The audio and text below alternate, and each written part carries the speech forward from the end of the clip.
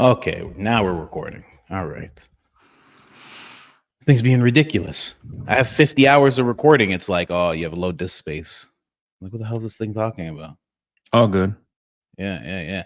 Hold on. So, are you able to talk about what we were just talking about off camera? Are you gonna like do anything with that guy or no? Yeah. We're like actively setting it up now. Yeah. Wow. Okay. So I guess you know what? We can just start off there. Let me just ask you one thing though. How do you say your last name? I'm messing up people's names. Nadu. Nadu. Naidu. So I'm here with Jeff Naidu, host of the Sit Down. Would you call yourself the host, the creator? What do you think there? I would say I'm the host, creator, the person that does it all. Yes, that's me. Yeah. Basically, you're like a you're like a news organization for the mafia, basically. I don't know. I don't know if they would characterize me that. I'm more of a. I would like to say I'm an investigative researcher. I don't really ever know what to tell people because I am kind of someone who, I don't look at myself as like one of these like historian types. Like I'm just interested in this world and I try to keep people up to date as to what's going on with it. I would say I'm like a poor man's like Vice or something like that. I just try to like break things down, whether it's historical or current. And, again, I just look at organized crime in general. So, how did you first get into that? How did that first happen? Like, everybody starts a channel somehow. How did you end up saying, okay, this is what I'm going to go with? Well, honestly, it was really just a random thing that I did. I'd always been interested in organized crime and stuff. I'd watched films when I was a kid and, Yeah. watched TV shows, Sopranos, things like that. And, for most of the career that I've been in media, I've been in the sports world. I've been in the gambling world, that sort of thing. And, really just was happenstance. 2021 came around. I every year try to come up with a resolution like anyone does, and I'm very dead set on making sure I do it right. So in 2021, my goal was I wanted to create something that was separate from the sports stuff that I was doing. I was just kind of burned out from doing it. I was doing all sorts of different content on sports, and I said, you know what, I'm going to just start this, see if it's something that catches on. I didn't initially think it would be much of anything. It was really just a hobby. I remember I contacted a friend of mine who was a federal attorney at one point. And I said, hey, he had interest in the mob as well. And I said, do you want to just do like, not like a scissor reel or like a pilot show, but we decided to do a show. It was on Vincent Gigante, the Chin. I remember we Yes. started it. We did a few episodes on different people. And before I knew it, I was doing like tens of thousands of downloads a week. And it just kind of took off from there. And now I'm where I am today, I guess. Man, that's interesting. That's it, man, because I'm constantly telling people all the time, because I'm like, buddy, anybody you see on these screens, they're not special. They just decided to do a thing and they just like kept doing it and they just learned and that was it. That's how it always goes. I'm always telling people start something. That's what I would tell anyone too. People, oh, how do I do this? How do I do that? I say you just got to really do it. That the only thing you really need to have some success doing content creation, whether it's eating food or talking about something, you just have to be consistent with it and do it. And if you're interesting, you can always know if you're an interesting person by getting into this world. Okay, so everyone thinks they have a great personality until your personality has to be on display and you have to do it in front of people. And the consistency is key. If you consistently put out videos. So for instance, like people always say, oh, I can't do this on this or this on that. On Instagram, I had no following on Instagram. I started it 3 or 4 months ago. I consistently posted and people kept watching. Like that's really all you need to do. Consistently post, be somewhat interesting, tell a cool story. And yeah, as you said, just start it. Yeah.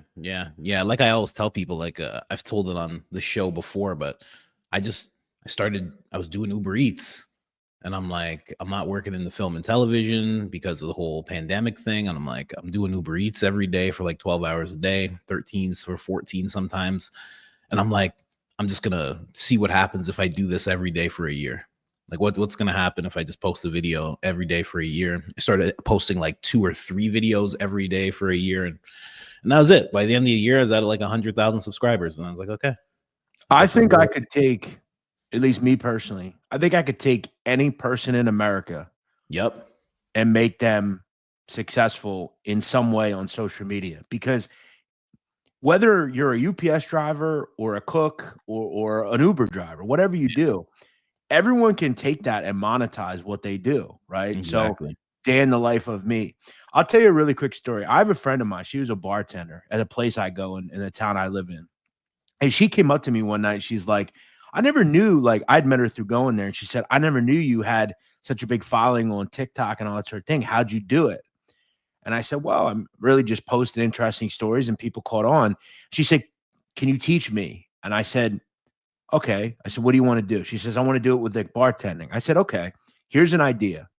It was a Saturday night. I said, tomorrow night, when your weekends, right? Bartenders usually ends on Sunday night. I said, the next morning, Monday morning, I said, go to the bank, sit in your car, count all the money you made that weekend or that week. Oh, yep. Do it on camera. She says, okay, I'll do it. She does it.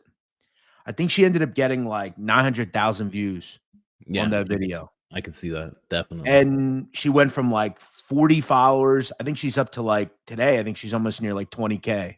And it's just things like that, you know, like simple videos. And it'll take time. You're not going to get like, she's not a norm, right? You don't normally get a viral video right away. You've got to consistently post. And most people, when they do content creation, they'll do it for 2-3 weeks, right? And they won't see any views and they'll be like, I don't want to do this anymore. Exactly. You're not going to make money right away. Okay. Yeah. Like TikTok, it takes time. Instagram, it takes time. YouTube. I remember I used YouTube for 10 years, never understood how to use it. Didn't understand why I wasn't getting any views. Yeah. And then I just sat down and I said, okay, if I was watching this video, what would I click on? Yeah. And I started watching like what Mr. Beast was talking about, like how he for a while struggled, you know? And like, I don't think like on YouTube, I'm not where I even want to be. I think I should be way further, but you start to, as you know, learn and you catch on and you go from there. Yeah. Did I freeze on your side? No, you're good to go. Okay. You froze on my side. Okay. You're back. Yeah, man. I had the exact same thing. You can see it on my YouTube lifetime thing. It just shows a whole thing. It was just flat. And then when I actually decided to go at it for a year, it just started going crazy. When I think too, like, and I've learned that content creation is stages. So for 4 years, I've been doing my videos from this office, no editing, no nothing, right? And now I'm starting to get to the point where I noticed that content creators start one place and then they expand to get bigger and they do more production stuff. That's where I want to get to soon, where I think the quality of product, you look at it like a restaurant, bro, like you can go get a really good meal at like some, decent sized chain restaurant.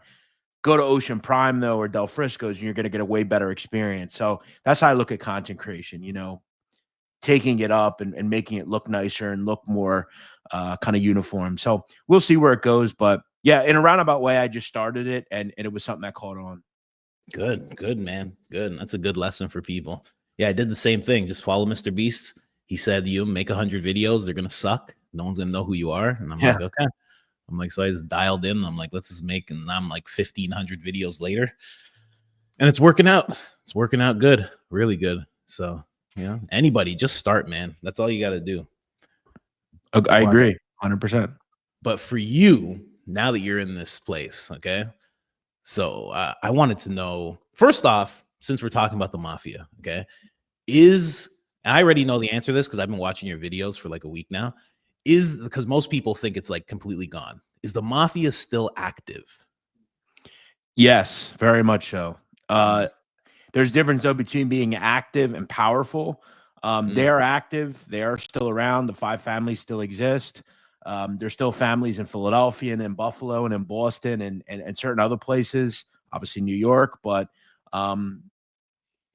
they're not powerful. They no longer have much criminal standing as far as when you look at a city on the totem pole, they're pretty low, but they've adapted to how to make things work where they're involved in things that really no one else is involved in, right? Most are in legit businesses at this point. So they'll infiltrate construction companies, unions, which they've always done. They're still involved in loan sharking, bookmaking. And there's a thing about Gambling is the lifeblood of the mafia, right? It's always been that way. People want to bet on sports. People want to play dice. People want to play cards. And they still have a very lucrative business in that.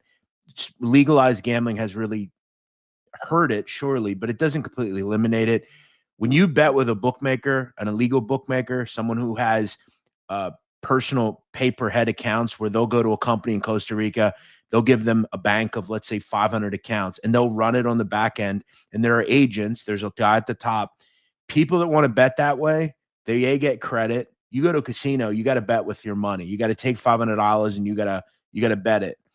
A bookmaker locally is going to give you credit where you don't have to pay until you max your credit limit, right? Which is good. Number two, when you bet with an illegal bookmaker, you do not have to pay taxes. That said, you do have to pay. They're not going to, it's not like those bookmakers are sending a 1099 into the IRS. So it's a way for people to, again, get paid quickly, not have to put any money up, and not pay taxes. So that's always going to be around. I mean, the Gambino crime family was busted on that last year. It was like a $30 million bookmaking network. So the mob is still around. The problem that they have is twofold. They have an age problem. Most of their members, if you look at the 5 families, right, I would say 80% of the families are above the age of 65, every member. They just don't have a lot of young members anymore. And number two, the government has done a very good job in stamping out the mob. Whether it's Rico or whatever they've used, it's been very hurtful. Throw in the fact that neighborhoods really aren't Italian anymore. There's very few Italian neighborhoods left in America. A lot of the neighborhoods the mob were once in Brooklyn are now maybe Chinese or some sort of other ethnic group. So there's just not, people aren't scared either anymore of the mob. Like if I did what I did in the 80s, I'd have a lot of problems. I don't worry about the mob. They don't scare me. I don't, if they knocked on my door tomorrow, I would tell them, no, I'm not taking that video down. They don't have any power. Really? See, that's what I was going to ask. You're doing all this stuff. I was going to ask, like, is there any fear, which you've answered already, but has there ever been any contact from a made guy or associates or whatever? Yeah. So I've talked about this story pretty publicly, pretty openly. I'll tell you about it. Number two, I'll first say this. I speak to made members of the mob all the time. Okay. Really? A lot of the time. Yes. A lot of it is anonymous. I'll never say who they are. Of course. No one will ever know who they are. I'm very protective of the people that I speak to. I think it's important that if you are doing stuff like this, you have to keep your sources quiet because, again, these are people that are doing illegal things, right? These are people that have been validated as members of the mafia. So I think it's important that I give them that protection. I also speak a lot through like lawyers where like a lawyer will call me and say, like, I have relationships with a few lawyers and they'll say, hey, so-and-so called me. He saw the video. He understands what you do. But could you just take this out or remove this? I've had guys that'll reach out and they'll just straight up ask me, will you take that video down? And if they're respectful to me, a lot of the time I'll weigh what will happen if I take it down or if I don't. And sometimes I will. I'm not trying to hurt people. I think a lot of people, which will be a surprise to you probably, most of these people like that I talk about them. It's cool to them. So they could, I've had guys that'll call me, a guy that I speak to that called me and said, he talks to guys, they're blown away. I had a guy tell me he fucks his girlfriend to the thought of he has me on the TV behind him and he hears his name mentioned. It's a big thing for these guys. But I have had one run-in. I had a run-in with someone in Philadelphia over the content I do. In a long story short, I had talked about a family member of his who is a made member of the mob. We had a relationship. I've known this guy for years, this kid. And I think it was just a bad night for him. I happened to pop up somewhere that he was, and we had a little thing. It was broken up within about 5 seconds. I haven't talked to him to this day. It kind of sucks because we had a friendship, but other than that, no, I've never had any issues. It's all pretty positive for the most part. Yeah, that's interesting because I would think right away You know, like what do I got here? I got this here. Can I share this screen? Let me see if I can share this screen over here. Like I hear something like this. Let me see. How can I share? I gotta. Let me just boom, boom, boom. Oh, I can't share it. Why can't I share the screen? Damn. Because I'm listening to you talk about the Gambino family, Yeah. and this is the Gambino family. So you're basically breaking down here. I guess people could hear the audio. Hold on. Stake is a Gotti, and him and his brother stand on their own 2 feet. You can say all you want. He's not active. He's not this. He's not that. But again, this isn't just me telling you this. I have talked to multiple people that have told me in the street today, this is not just a rumor. And again, why would an individual with the name Gene Gotti show up at a funeral the way he did? I don't want to hear he's just saying hello to a friend. People in this world don't, if they're on, Front Street, they go for a reason. They're doing this stuff for reasons. Gene Gotti, according to many people, is today the boss of the family. The number 2, I believe, is Nikki Carrazzo. And we know that. So I just show that because it's like you're breaking down exactly who's who. Yeah, I did a video recently. I had gotten and I'd worked in that video for a while. I had putting that together for about 2 months of figuring out who the bosses and the hierarchies of these families are. And yeah, I mean, from the people that I've spoken to, it is pretty common knowledge in the street that Gene Gotti is the head of the Gambino crime family, and it has been for some time. Why that's a big deal is because we all know who John Gotti is. Of course. Gene Gotti, though, his brother was about as formidable as he was. The problem was Gene went away and got 50 years in prison, and he never got to become what I think a lot of people thought he would. If he was on the street, he'd become the boss after his brother, no questions asked. And he came home in the late 2010s, and he, I think, thought that the family owed him something. He came back and he was on paper for a while, and he's done more and more. Once he got off paper, he was seen at funerals. Look, when you're someone of that higher, high standard, right? A Gotti, right? You have to be very careful with the things you're doing. Okay, you show up at funerals. The federal government use funerals, weddings, really you in public in general, and they follow you. They make sure they understand where you're going, what you're up to, and wherever you go is under scrutiny. So if you're a boss or you're an official boss and you show up at a funeral, feds are going to be there and they're going to take pictures. So you have to be very cognizant. It's almost like Gene Gotti wants it very well known that he is who he is. But yeah, in terms of videos like that, no, I don't worry at all. I'm not in the street. Okay. I'm not a criminal. I've never been involved with the street. I'm just a person who puts this stuff out. Are they happy about it? No. I've talked pretty openly. My life is different than it used to be. Okay. When I go to New York City, when I go to certain areas, I have to be very cognizant of the places I'm going. I have to be, would I walk around Staten Island alone? No, I wouldn't. Would I walk to 18th Avenue in Brooklyn alone? No, I wouldn't. I am who I am because I am where I am. If I lived in Ozone Park, Queens, or Howard Beach, no, I probably wouldn't do this. Because it's not so much the mob guys that I worry about. It's these lackeys, sycophants that like this stuff that are obsessed with these people.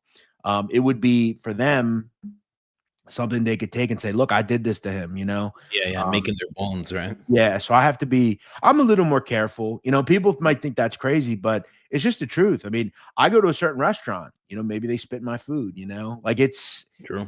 And I'll tell you why I think this as well. And this was confirmed to me recently. I went to a restaurant in New Jersey, about 40 minutes south of the city, towards like the shore area. Okay. And I took a girl that I'm dating. I took her there and we had dinner. And the next day I got a DM on Instagram from an account with no photo or nothing. Mm-hmm. And they were just like, hey, hope you enjoyed your dinner last night at so-and-so. And I didn't post this. I didn't post where I was, but they knew, now it could have just been anybody, but yeah, that's the thing with people, right? Like if they know you, like they know the channel, and they know this the whole, you know, mafia aura of everything. They know sending you a message like that. Like sometimes it's just a right. Well, Or, it could be, or it but could generally or it though, could be somebody. right. And generally, and I had talked to a couple of people after the fact, and I'd found out that this place was a place that a lot of those guys go to. I Ah, also noticed, like, in person, again, I'm not trying to be arrogant at all, but like anytime I go out, someone will come up to me like, "Hey, I see you on Instagram," or "I like your content," whatever. It's always positive. Like, mhm. it's never negative. I Other than that little thing I had with the friend of mine that I told you about, I've never had a negative interaction with anybody. Usually it's, "Man, you know, I wish you would do a video on this guy," or, "Hey, have you ever," so it's always very positive. But again, I have to always remember it may not always be positive, right? I Right. am talking about people that, maybe a grandson of this person wouldn't be happy, or maybe a longtime friend. I just had to be cognizant, and that's all. Yeah. Yeah. Yeah. That's man, that's a wild life. I mean, I used to, you know, like growing up, like a teenager, I used to like run around and, you know, be in the streets and stuff. But yeah, sometimes you'd have to, you know, you'd have to be aware of, you know, most of the time you'd have to be aware of where you are, who you're with, who's around. So I know I'll it's tell you this, what? and I enjoy doing this stuff. Like, it's fun. If I could do it all over, I never would have did it. No? No, no way. It's it Listen, I make okay money, and I have a pretty good life, but, like, Mhm. I wish I would have just went maybe a different pivot, like, Faceless. yeah, or just not even faces, but, like, just maybe gotten into, like, true crime, talk about murder cases and True. things like that. The problem that the mob world has is, A, what I'm telling you, and number 2, it's just not as big as some of the other genres, right? I've done okay, but, I see some of these YouTubers, they get 1,000,000 views a video. So, Mhm. I think I've kind of pigeontoed myself into, like, one certain genre. Plus, like, I have to say, like, I lived in South Philly. I had a strong connection to that area. I enjoyed being there. It's different now. I Mhm. think one of the issues that people don't see on camera is, so I lived in that area. A lot of the people that I speak about, I know their kids, their nephews, their nieces. Wow. It's just different now, and they look at me in a way almost as kind of like a traitor, if you will. Yeah, yeah, yeah, yeah. So it's Exactly. changed my life a little bit. And if I could go back and do it over, I wouldn't do it. But hey, it's become something for me. And I don't want to do it forever. I don't want to do videos on camera forever. I want to take it to another level, maybe do documentaries that are on, networks and things like that. Maybe write a book on something. Yeah. Um, so Yeah, I was gonna say a book would be good. That's what I was thinking as I was listening to all your stuff, because it's like a lot of knowledge that you're bringing together, but also it's like, you know, there is avenue on YouTube to pivot and move yeah. away from something. Like I told you, I'm in the process of doing that, and it's a long process. It's a very long process. Um, you know, like right now, I'm just doing like an interview a week. I would like to just be doing interviews pretty much 5 days a week, kind of like Rogan does, right?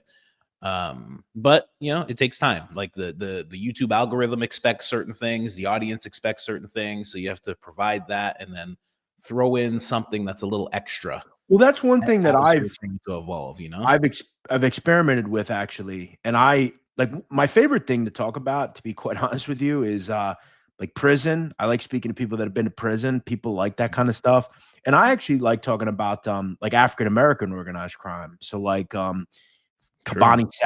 like traffickers and stuff like that. And I've done some shows on like certain gangsters that have actually done pretty well. So I think there is a lot of room to pivot, Yeah, um I would and kind of love to hear rebrand. about I would love to hear about that. I mean, there is a I think it originated in Atlanta, but the Black Mafia, I don't know what they call So I did a themselves. show.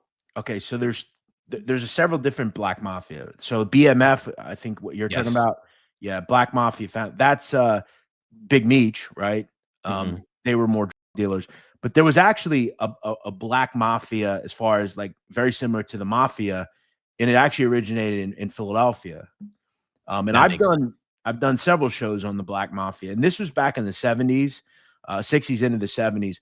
And the Black Mafia started as the man that created it, this guy Jeremiah Shabazz. He was part of the security team around Elijah Muhammad, who was the head of the Nation of Islam at the time. Mhm. And the Nation at that time in the 60s was a very big movement, very Black power oriented movement that, you know, I'm sure you've heard about. And Shabazz was the head of security for Mr. Muhammad. There then became a group in Philadelphia that essentially acted under Shabazz, and they went out and kind of empowered Black business. They went into Black neighborhoods and, you know, created Black barbershops and Black garages and all sorts of different things. But what it turned into was a real criminal element where they became dice game runners, they became criminals. Mm. Um, and they became the shadowy syndicate known as the Black Mafia, and they started people and really becoming very feared in Philadelphia. And eventually they did some really horrible atrocities that I've talked about. And then they went to prison or died, and then the Junior Black Mafia came, and the Junior Black Mafia was more dealers. And it was all based out of Philadelphia. And yeah, so there's all these different, very interesting people, right? We've all heard about, you know, Frank Lucas and Bumpy Johnson, but what they don't tell you in Hollywood and stuff is that there were people above Frank Lucas, right? That you've probably never heard of. Frank Matthews, for instance, who is the biggest trafficker in the history of this country. It's that simple. You don't even probably know who Frank Matthews. Yes. No, I've never heard that name. And what I'm going to tell you is fascinating. You probably never heard about this. Frank Matthews was bigger than Frank Lucas, straight up. He was supplying everybody. If you were moving weight in Philadelphia, Baltimore, Boston, wherever, it was coming from Frank Matthews. He was from North Carolina. He moved to New York. He was the guy, the top level, the padrino. He was a guy that told the mafia to go themselves, basically. In 1973, he was arrested. He was scheduled to come to court. He didn't show up. He has never been found to this day. Nobody knows where he is. Nobody knows what happened to him. He may be alive this day. We don't know. He basically took a bunch of money out of safe deposit boxes and fled. And he's never been found again. In fact, it's been so long that even if the United States could find him, I believe he's in his 80s, if he's still alive, there's nothing the U.S. could even do to him at this point. The statute of limitations are all exhausted. So wow, those are and that's actually one of the biggest TikToks I ever did. I told a story about him, and there's just so many interesting stories. And that's why I started this show, because I wanted to tell the stories of people that, like, whether it's the mafia or Black organized crime or whatever, that we haven't heard of. Right. And I also wanted to kind of right wrongs of films, and like a lot of films are really good, but they're not true. Right. My goal was to tell the real story behind it. Wow. Yeah, that's interesting, man. Frank Matthews. I got to look into that name, because I've always been very interested in the mafia ever since I was very young, around 14. Like, I was coming, like, I grew up Crown Heights, and these Italian dudes that were friends with my brothers, and I was running around being a and my brothers are on the softer side, so they weren't into anything like that. So these dudes would kind of like look after me and just make sure I didn't do anything too crazy. And I remember one time I'm with one of them, and he's about to go do like a thing, like something. And before we leave, he says it's like this from some movie. And I'm like, I've never seen that movie. He's like, you never seen Donnie Brasco? He's like, hold on a second. He's like, you ever seen Goodfellas? I'm like, no. He's like, what the? You ever seen Scarface? I'm like, no. He's like, you ever seen Blood In, Blood Out? He's like, holy. He's like, we're not even going to do the thing. He's like, we got to watch all these movies. So we're watching all these movies, The Untouchables, all of this stuff. And, you know, by the end of that day, it took like 2 days to like watch all the movies and stuff. But by the end of that, I was like so into that world. It was so interesting to me, and it's very interesting to a lot of people. Yeah, you know, man. And I think too, there's a lot of interest in what actually happened, right? So like Donnie Brasco, good film. A lot of it is true. There's some things that aren't true, and you know, again, it's not even films. I mean, there are so many things and people that have not been looked at in film that should be, you know. So I think it's just people's interest in history, and a certain segment. Throw in the fact that I do a lot with the people today, which I think people are still interested in, right? So, people can't believe that the mob's still around, and it's cool to talk about that stuff. Yeah. I always figured it was still around. I mean, it's too hard to. I mean, just from what I know, it's just for it to, because it's at a point where it looks like, from me, from being on the outside, I'm looking at what's going on with John Gotti in his heyday, Time Magazine, all this crazy stuff. There was probably a section of guys that were like, okay, when this guy's gone, we're not doing it like this anymore. Like, this is never going to happen again. We're going to pull back and we're going to be what we're supposed to be and just be in the dark. That's it. Well, there were a This is bunch how, of people doing that for sure. yeah, I mean, for sure. John Gotti, I mean, a lot of people say, oh, he brought down the mob. That's bullshit. Not true. I mean, he definitely did things that weren't smart. I mean, but we have to remember, and I'll ask you, I mean, for as public as he was, have you ever heard him speak? No, I mean, every single thing I have and heard his quotes are from movies, like that Right. movie And with but you that just one see him actor. walking, or like he'll make one like comment quickly, but like it's not like John Gotti was sitting here doing podcasts, right? Yeah. John Gotti was someone who liked to look good when he dressed. And I think a lot of that comes from John Gotti's childhood, right? I did a video recently on, it wasn't on John Gotti. It was everyone other than John Gotti and his family. What was his father like? What was his mother like? A Yeah. lot of people don't know. John Gotti had 11 brothers and sisters, Yeah. and Yeah. he grew up really bad, to the point of, and he talked about this in wiretaps, that, you know, he went to school with two different shoes on, right? He didn't have anything. And I think when he got older and he made a little money, if you look at John Gotti, he was not an ostentatious guy, really. He didn't have an amazingly nice car. He didn't live in a mansion. His wife still lives in his house today. I mean, Wow.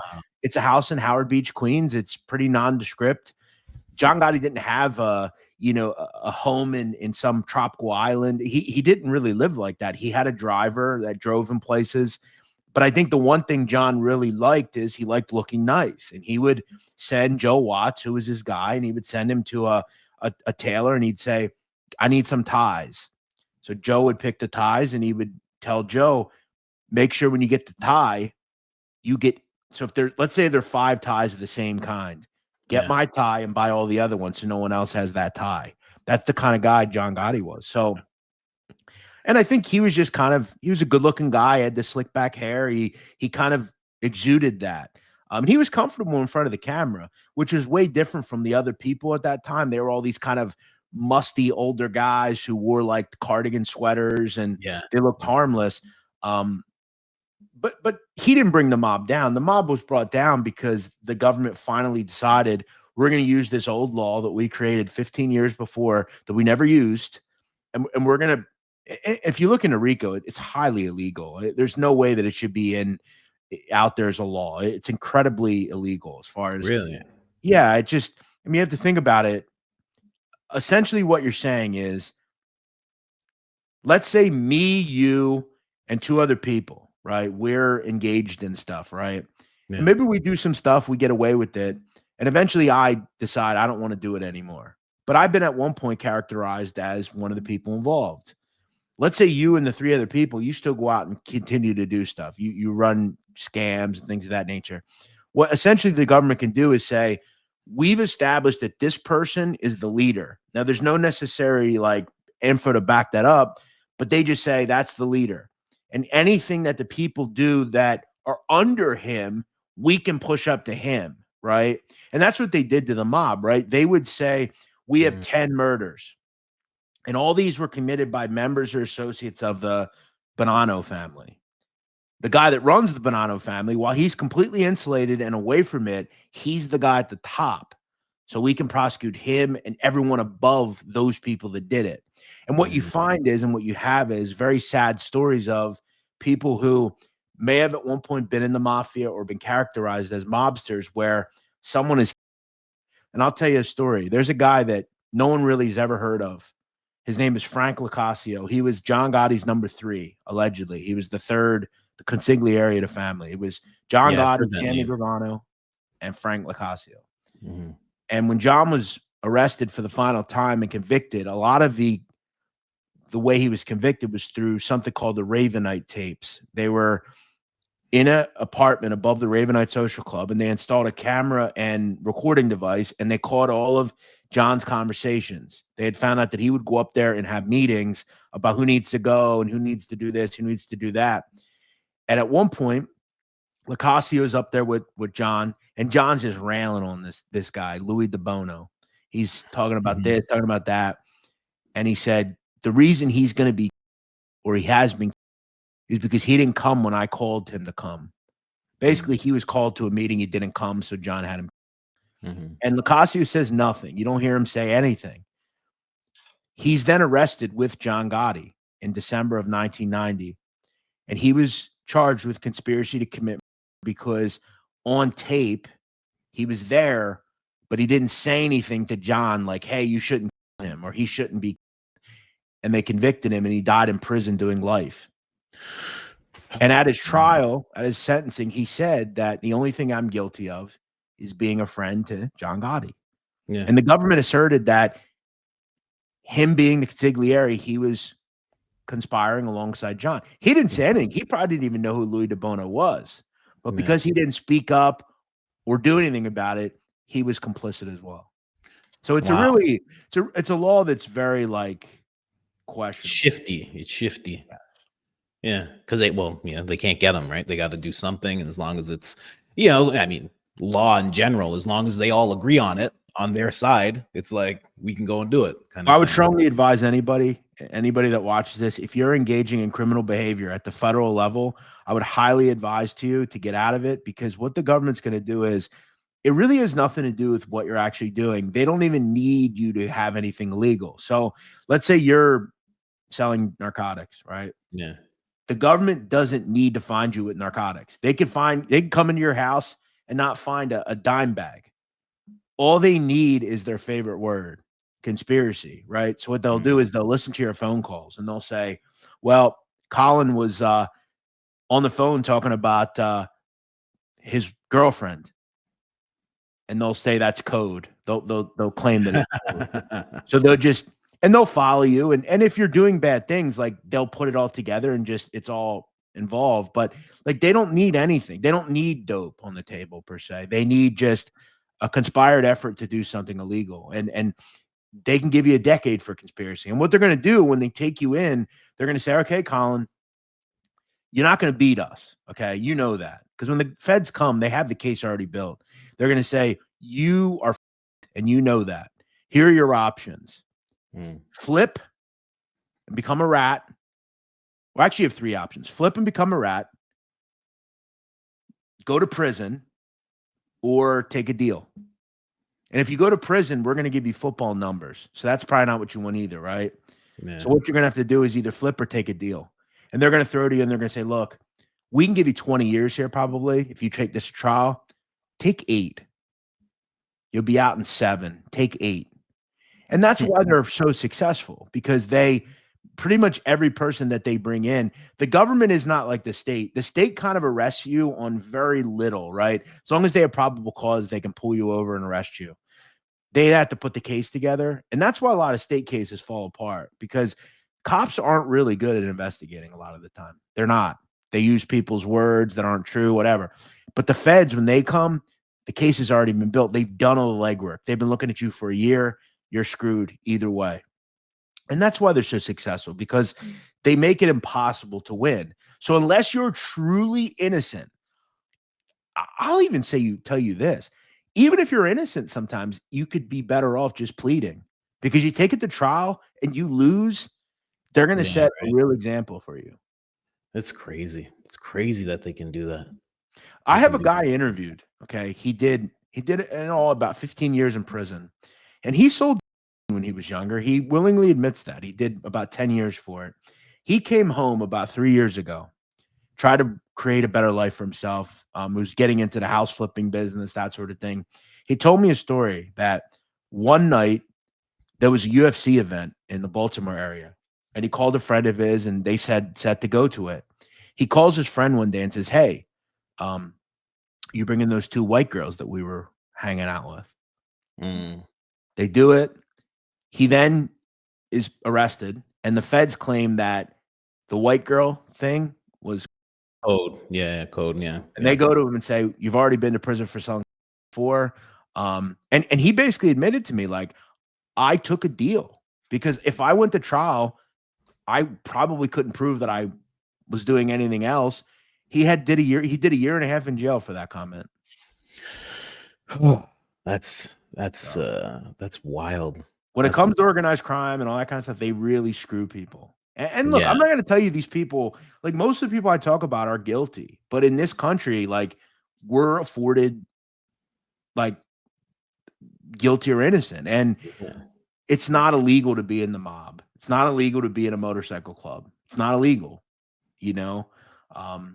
So I think everyone should be awarded the same, Due process. Exactly.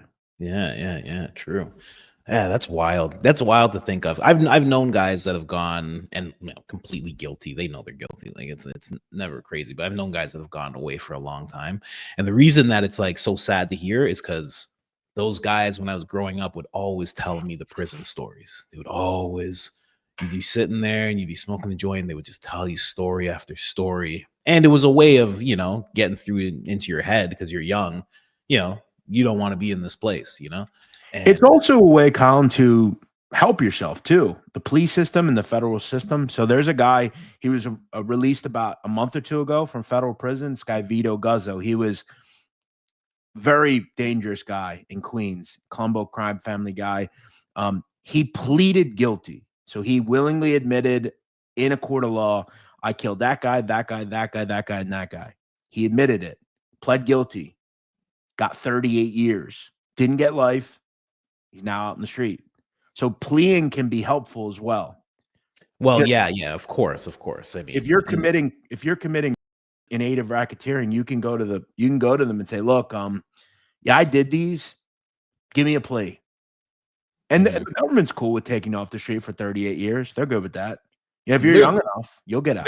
They're looking for those numbers, right? Like they're looking for their numbers. The same thing like when people were talking about Kamala Harris and all the things she did. Like she kept a couple guys in jail that didn't need to be there. She kind of withheld evidence when they were trying to, plead their case and get out of jail.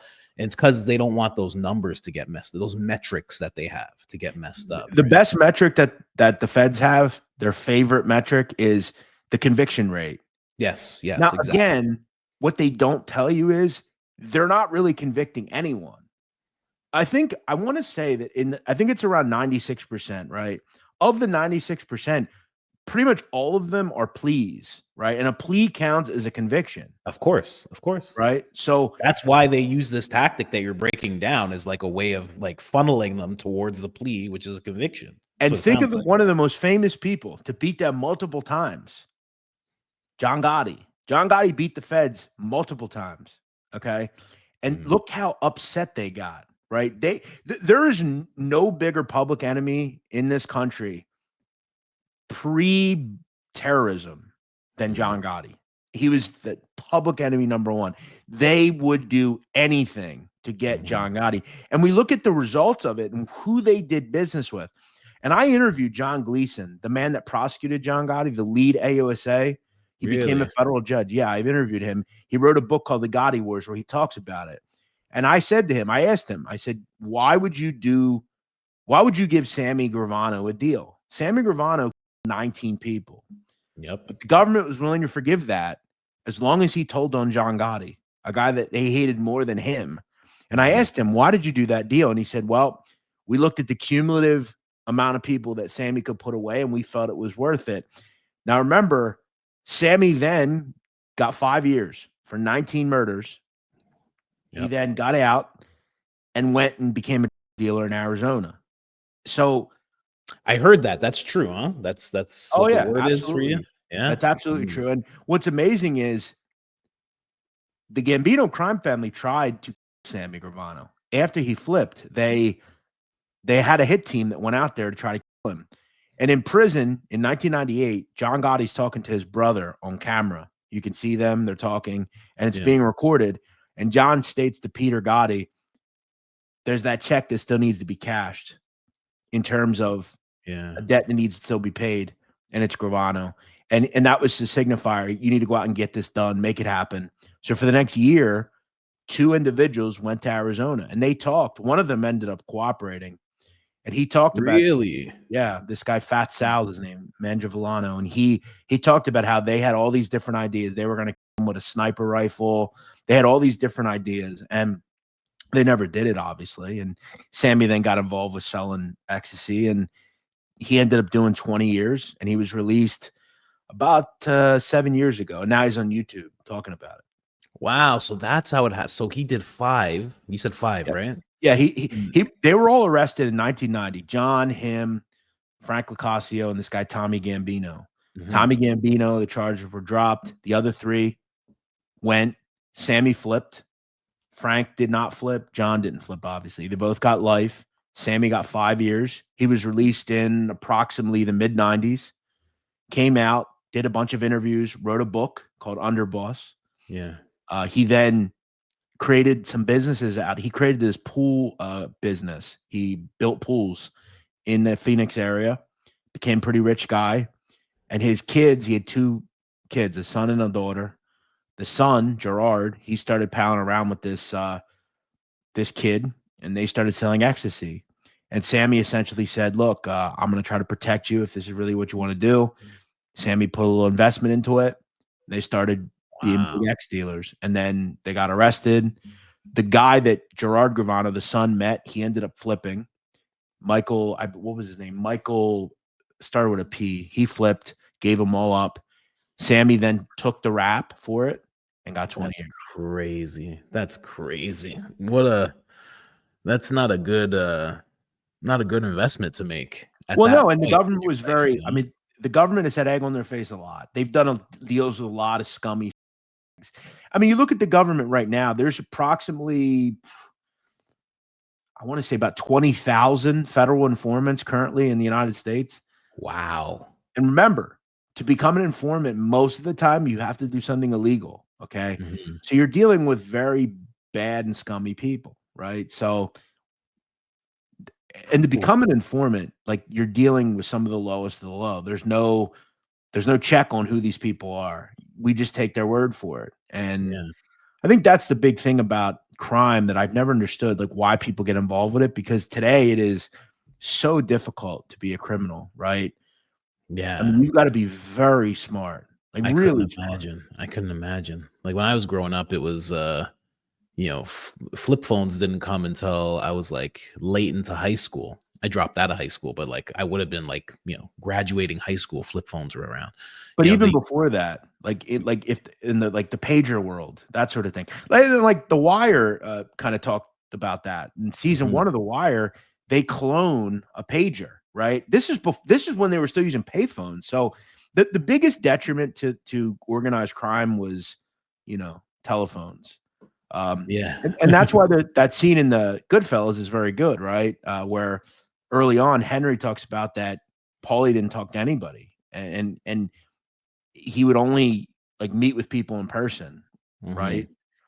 And if you look at Paulie in that film, the only thing that brought Paulie down was Henry, his relationship with Henry. Henry snitched him out basically, and he played by all the right rules, Paulie, right? He never spoke to people on the phone. He never, like those old school guys, that's how they were able to be. That's how the Mafia became so powerful, because up until the early 60s, nobody knew anything about the mob. The Mafia was a secret society. And what happened was one person cooperated, Joe Valachi, and he released everything. This is how it all works. This is how they structure. This is how he was like the first one to like flip kind of thing. Joe Valachi, yes. And the problem that he had, and for the Mafia they had, is Joe Valachi was a very connected guy. He was very close to Vito Genovese. He knew all sorts of people. He grew up in, Greenwich Village, Lower East Side area, and he knew many, and he basically uncovered and went one by one. This guy's a made guy. That guy's a made guy. This guy's a made guy. Wow. And the Mafia just started cracking, basically. So that hurt them. And what happened was Valachi says all this stuff. Government takes notice and says, okay. And this is how Kennedy ultimately is killed, because Robert Kennedy was the attorney general in the early 60s. So The Yeah. mob got JFK elected in Illinois, they fixed the election and got him elected. And the mob felt that they were owed something by Kennedy.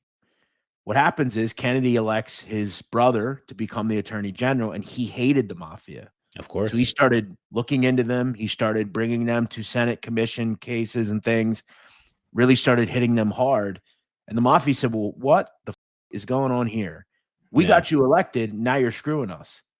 So they And come up this was done, like I always heard that this was done through his dad. JFK's dad kind of JFK's father was an old bootlegger mm, in like Massachusetts area, and like the right connections were made. But again, they had always had a positive relationship with the mob, the Kennedys, up until Robert, who again was in the right. He was an attorney general, crime fighter, and he was trying to stamp out the mob, right? Which is what the government does.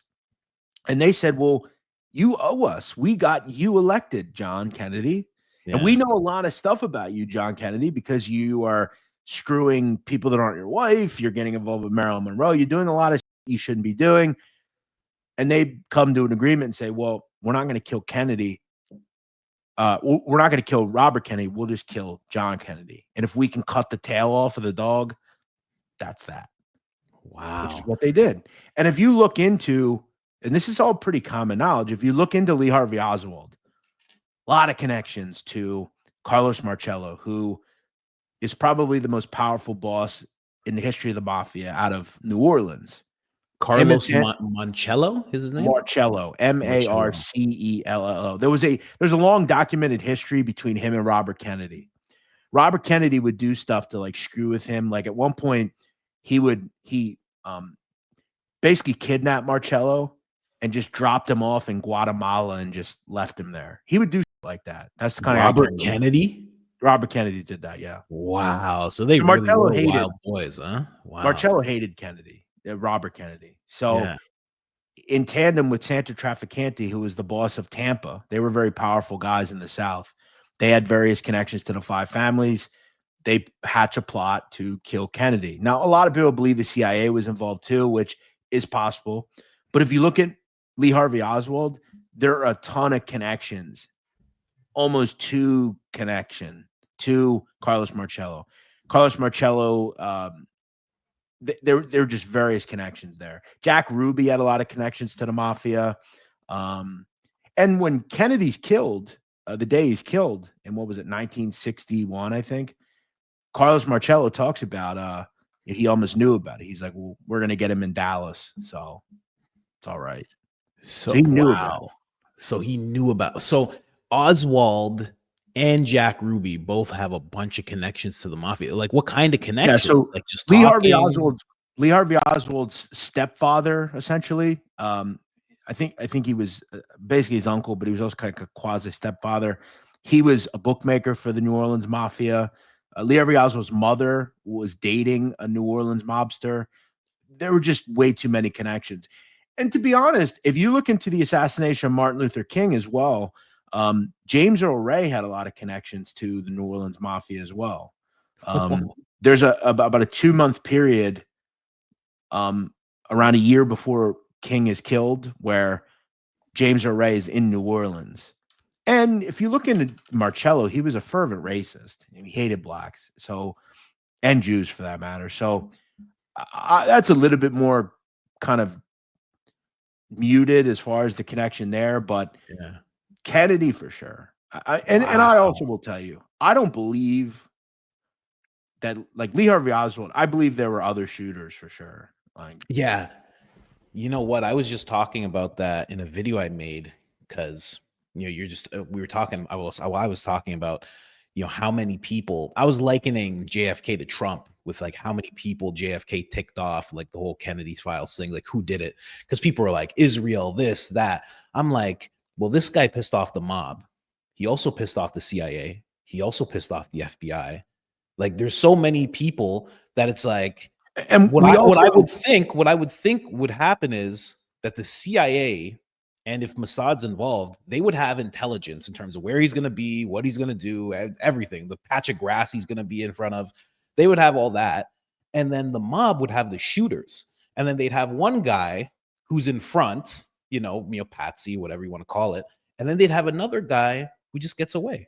And has We done this also know 100 too. times and just takes somebody out and just boom, he probably died in his house, feet up, and we never know who this person is. That's We also do know that there was a connection between the CIA and the Mafia, because it's common knowledge that the CIA was working in tandem with the Mafia to kill Fidel Castro. Really, a guy Sam Giancana out of Chicago, and others had talked about the fact that they had tried like hundreds of different times to kill Castro, and there is also a lot of people don't know, like there's a lot of known connection between the U.S. government and the Mafia, whether it be Castro during World War II, the United States government enlisted Lucky Luciano to help them with that. So like the CIA is involved for sure. And I think you're about right with what happened. The mob provided the shooters. Jack Ruby was instituted as kind of the, involvement as well with what he did to Lee Harvey Oswald. So yeah, there's too many coincidences, man. Yeah, I think honestly, at the end of the day, it was a mob guy who made it go back into the left, and he just left. He probably done it 100 times. He was probably just like, "End, we're done. Let them know it's finished." He disappears, and then all the commotion happens, and we probably will never know that guy's name. He's probably dead to this day. And that's the thing. Like one of the biggest questions that people ask me is like, "Where's Jimmy Hoffa?" People always ask me that. Where's Jimmy Hoffa? And my answer is always the same. I always say, "Well, I guarantee I know where Jimmy Hoffa is. He's on someone's mantle somewhere in an urn, his ashes, and probably some old timer walks down his stairs every day and looks at that urn and probably laughs because 60, 70 years ago when that happened." And I think The Irishman, if you've watched that film, I do think that's probably what happened. I don't believe Frank Sheeran was the one that killed Hoffa. I think Frank was probably there for sure. But I think it's very similar. He was picked up at the Red Marcus Fox or whatever it was called, taken to a home, walked in by Frank Sheeran because he trusted Frank Sheeran. And I believe there was someone waiting there and they killed him. They took him to an incinerator, a morgue, essentially, that was under mob rule, cremated his body, and their ashes are somewhere. The ashes could be anywhere. They could be in a field somewhere, and they're going away by now. Yeah, but like he buried in Giant Stadium, he's ash. Yeah. Do you really think the Mafia would transport a body from Detroit all the way to New Jersey? I mean, come on. It's an insane thought. Like, no, yeah, you'd burn them up. It'd make the most sense. Especially a high profile. Jimmy Hoffa was like one of the most important people in the country at that time. I was gonna say, like, let's break down who he was exactly, because I always know about where's Jimmy Hoffa, but I don't know his full story. Like, who was he in that whole? Yeah, so Jimmy Hoffa was the president of the IBT, the International Brotherhood of Teamsters. The Teamsters are the biggest union in the country. They've always been the biggest union. The Teamsters union is transportation union, basically. So trucking, and anything that needs to be moved moves through a truck generally. So it's a very big union. They have, millions of members at this point. And Jimmy Hoffa essentially had access to pension funds, everything that was involved. So when you're in a union, you have to pay dues, right? Every union member has to pay them. It all goes to one big coffer. Now, back then, it was a lot simpler, where Hoffa would have access to just like big safes with money in them. And the mob got their teeth into Jimmy Hoffa and basically worked a relationship where they all worked in unison. And the money that union people were paying ended up going to fund large-scale casino projects and things of that nature in Las Vegas. And eventually, Hoffa became too big for his britches, started talking too much, kind of became defiant, and they said he's going to go, and nothing's going to save him. And he was killed because he wouldn't shut up. And what happened was he became defiant to the point where they said, well, he can't be controlled anymore, so we'll just get someone else in there. So they essentially tried to oust him and put this guy Frank Fitzsimmons in, and they basically had no need for Jimmy anymore. and Jimmy became kind of a polarizing guy, at least to the mob. Now, in Yeah. terms of national thought, at one point, Jimmy Hoffa was probably one of the more powerful people in this country because at that time it was a different time. Blue collar workers were very popular, right? A lot of people were Teamsters, and he was looked at as a man for the working people. Union leaders helped to get contracts, get you more money. You know, if you're in a union president is important to you, especially back in those days. So people looked at him as kind of like a hero. And he would go around the country and speak, and he was just very popular. And the Irishman, I think, is a really underrated movie in terms of A, the validity and fact behind it, but B, just the overall story. It's very well done. I think it's one of the best mob movies ever made, personally. That's what I was like. I was going to ask you about that too. Which one do you think is the best, most realistic? So you think it's The Irishman? I don't know that it's the most realistic. To me personally, I look at a mob film, and I'm kind of snobbish in this way, just because I do know the stories. But I want a mob film that is valid in terms of the fact, right, in the film. Number two, any good mob film, whether it's Scarface or any crime film, it's very important to have a good setting or location, right? So is it filmed on location, right? Is it filmed like does it look like a mob movie? Like an old Casino or Goodfellas. Sometimes you'll get these goofy films where like you can tell they're filming it in like Ohio or something. Like it just doesn't look good. And actors are important, right? That they had the best of the best. They were willing to pay the best of the best. To get the best of the best and have the best, you have to have the best and pay for it. And they had Pacino and De Niro and Pesci, which is great. Other than the film talking about one or two things that weren't true, the last 45 minutes of The Irishman is as good a film as you'll see. And also I thought what it really did a good job is it showed you every mob film, Goodfellas, and this is one of the things I hate about them, is they try to glorify these people. Okay. And that's something I've been accused of. I glorify these people. And the truth of the matter is, man, like when I was a kid, yeah, I did find them to be glorified. But what I learned is they're all really horrific, bad people. And Goodfellas makes these people out to be heroes in a way.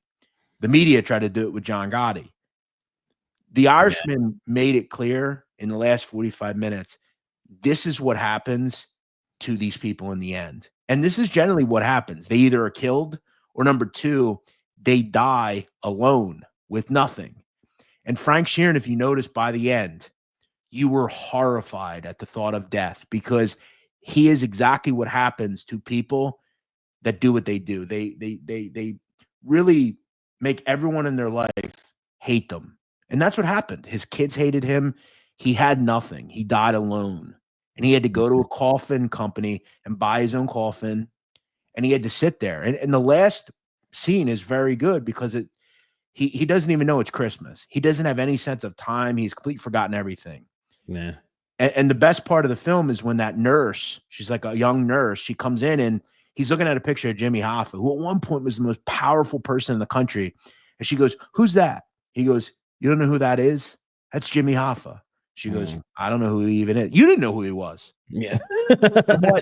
and what it's signifying to the watcher is look at all the things that he did, Frank Sheeran. At one point, he was so powerful. He had the most powerful people in his ear, and he did all that stuff. He made his family hate him. He killed people. He became just an awful person for what in the end? Nobody even knew who he was.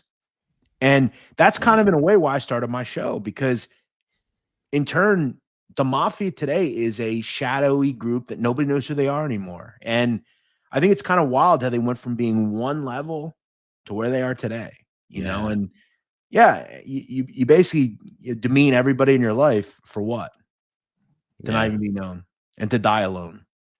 Yeah, that's wild. That's wild. That is how it goes. I mean, or you're in jail forever, you know? Yep. And that's another thing. And you're forgotten there too, right? Because Exactly. when you're in the street like these people are, like when you get life, I mean, it's over. You know, you're never coming home, right? So Yeah. they stop paying your lawyer, they stop paying your wife's mortgage. Like it stops after a while. And I think that's why a lot of people flip because they don't want to go to jail. It's real simple. You know, Yeah. jail sucks, especially for people that kill people. You know, they're going to Yeah. send you to tough places, right? The So places you gotta go, man. Like I remember my one cousin, he did like a long well, he's like a cousin, he's like a family friend. And he went to federal prison. And I remember him talking about this guy that wouldn't stop. He's a big black guy, and he wouldn't stop talking. And he would talk shit to everybody. He's huge, and he was saying, my cousin, he was like breaking it down. How he's like, it doesn't matter how big you are in there. Like, no one gives a shit how big you are. Like, if they want you, they're gonna come and get you. And what they did to this guy is they got him eventually. One on one, he could fight anybody. But they're like, oh, well, there's gonna be 7 of us. So what are you gonna do? So they cut his throat and shoved down it because of how much he was talking. It was like a they make message. a whole big thing out of it, right? Yeah, And yeah. that's the thing, right? So like Crazy. John Gotti, a lot of people don't know this story, but when John Gotti Yeah. was in Oh, prison, just to sum it up. Hold on, before you tell the story. Mhm. My cousin, the way he summed up jail, he summed it up like he's like it's like a constant horror movie. Like when you're just in general population, he's like it's like a horror movie in the sense of you're just talking to a guy that you've talked to so many times, and then all of a sudden, out of nowhere, like a horror movie, he just starts stabbing you. He's just and there's a bunch of shit going on. You don't know what the hell's happening. And they'll pull you away if you're lucky. You know, you're in the hospital, intensive, like, and you have no idea what happened. And now you have to go back out there. And you have no idea what happened, who, this, that. You don't know who your friends are. He's like, it's like a horror movie, a complete Well, horror. and that's the thing. I mean, you're not wrong. I mean, I think it's just in terms of, I mean, you got to just stay away from certain things. Don't Yeah, man. gamble. Don't owe people money. Yeah. Don't talk subversive about people. You know, just Mhm. pretty much shut up, basically. Yeah. Because again, I think what people in there they get offended by things people wouldn't get offended here, right? So Oh, yeah. you know do something very small, you don't think about it, but in there it's a whole different story. Throw in the fact that race plays a huge part in things. In there, the most important thing is race, and it's Mhm. not like one big myth, right, about prison that I've uncovered and have talked to people about is the Aryan Brotherhood, right? You hear that name, Aryan Brotherhood, and you think neo-Nazis, right? Yeah. Racist. Mhm. What a lot of people aren't aware of is in the federal system, the AB is the biggest prison gang there is, the brand they call it. Mhm. It's not racist. Nobody in the Aryan Brotherhood is racist. Look, there could be a few guys that don't like black people or Jewish people, but Yeah. it's largely about just being white in prison. And we stick together, just like the DC blacks do, or the Yeah. Norteños do. In fact, one of the heads of the Aryan Brotherhood was half Jewish. I But heard in that. I heard that. but in America, if I told you, Colin, that there was a group called the Aryan Brotherhood, you would think they're right because we don't behave like that here. Yeah. But Yeah. in prison, it being white is a norm. Like you stick with your race, right? Yeah, of And course. the AB was created as a way to have whites stick together, and it became, the race wars are big in prison. So, but the John Gotti story. So John Gotti thought he could do that in prison when he was there. He'd walk around and say whoever he was, he could do what he wanted, and he was treated like a celebrity. But one time he bucked at the wrong guy, and the guy beat him up. There's a photo, you can look it up. John Gotti beaten up, and Really? yeah, and the guy that did it, had a real problem on his hands because John Gotti and the Gotti family has said to me they were going to sue me over what I'm about to tell you, but it's not going to be suable because it's true. John Gotti went to the Aryan Brotherhood at the time and asked them to greenlight this guy that beat him up. They agreed and said, okay, we'll make it happen. He paid them. They'd make it happen. It never happened. In the early 2000s, the Aryan Brotherhood was hit with a massive indictment, and count, I believe, 52 was the conspiracy to kill Walter Johnson, who was the guy that beat up Gotti. And they never got to Walter Johnson. Walter was released from prison. He went home to Washington, D.C. and killed a transit cop. And he's now serving life in the ADX at Florence in Colorado. But that's the story of Walter Johnson. John Gotti went to the Aryan Brotherhood to have him greenlit. Yeah. Never happened. But yeah, as you said, people think they can flaunt who they are there. But it's not about how big you are, as you said. It's not even about whatever. It's, do you know people? And can they, are you in the right grouping? Because you're not going to be a lone wolf and work there in prison. Like, you have to be with, I've talked to so many people that have been to the toughest yards in the feds, and they'll tell you, you can't be, you got to be with somebody. Yeah. You got to be protected. So, yeah, man. Yeah, man. It's a terrible place to be. That's why so many people on the outside, they're like, I don't wish it on my worst enemy. So many now, people. I will tell you, one thing I have learned is there are different levels of the feds, right? So, like, there are 5 levels. Okay. The USP, United States Penitentiary and above, you don't want to go there. But you, me, I've never been convicted of a federal crime. And the feds is uniformed. So when you go, let's say you get arrested, knock on wood, for tax evasion, and they sentence you to 8 months. They're not going to send you to a USP. They're just not going to do that. They're going to send you to a summer camp, basically. Yeah. Like, there you don't worry about nothing. So I think there are a lot of myths that prison is really bad. Now, look, you kill somebody and they send you upstate, that's a lot different, right? Yeah, I wouldn't want to go there. Yeah. But I think as long as you don't do bad things, you'll be okay. Yeah. That's the thing, right? You just gotta, keep your nose clean, as they say. If you don't, that's what I always say. If you don't want to worry about becoming a rat or going to prison or anything like that, just don't do anything bad. Then you don't have to worry about it. But if you are going to do something bad, keep it like really white collar, where like there's not much. I would just say stay away for just start. I would like, looking into my life now, like, I would advise people, try to start a podcast before you try to do even white collar crime. But I'll tell you this: go take a stab at podcasting and doing something rather than anything like that, But remember, all of us can be put into a precarious situation, right? So, like, even the simplest thought of, like, you're sleeping at night and someone comes into your house and attempts to rob your home, you can be put in a really bad predicament if you bring out a weapon, you go after the guy, right? Let's say you run down the stairs and that guy's running out as you come down and you shoot him in the back of the head. Yeah, that's a problem. That's murder in certain states, right? Yeah. So, like, we can all be you never realize how close you are to being in a very precarious situation. Yeah. Maybe you go to a club one night, you're outside with your girlfriend, and somebody with your girlfriend, you punch him hit him in the right spot and kill them.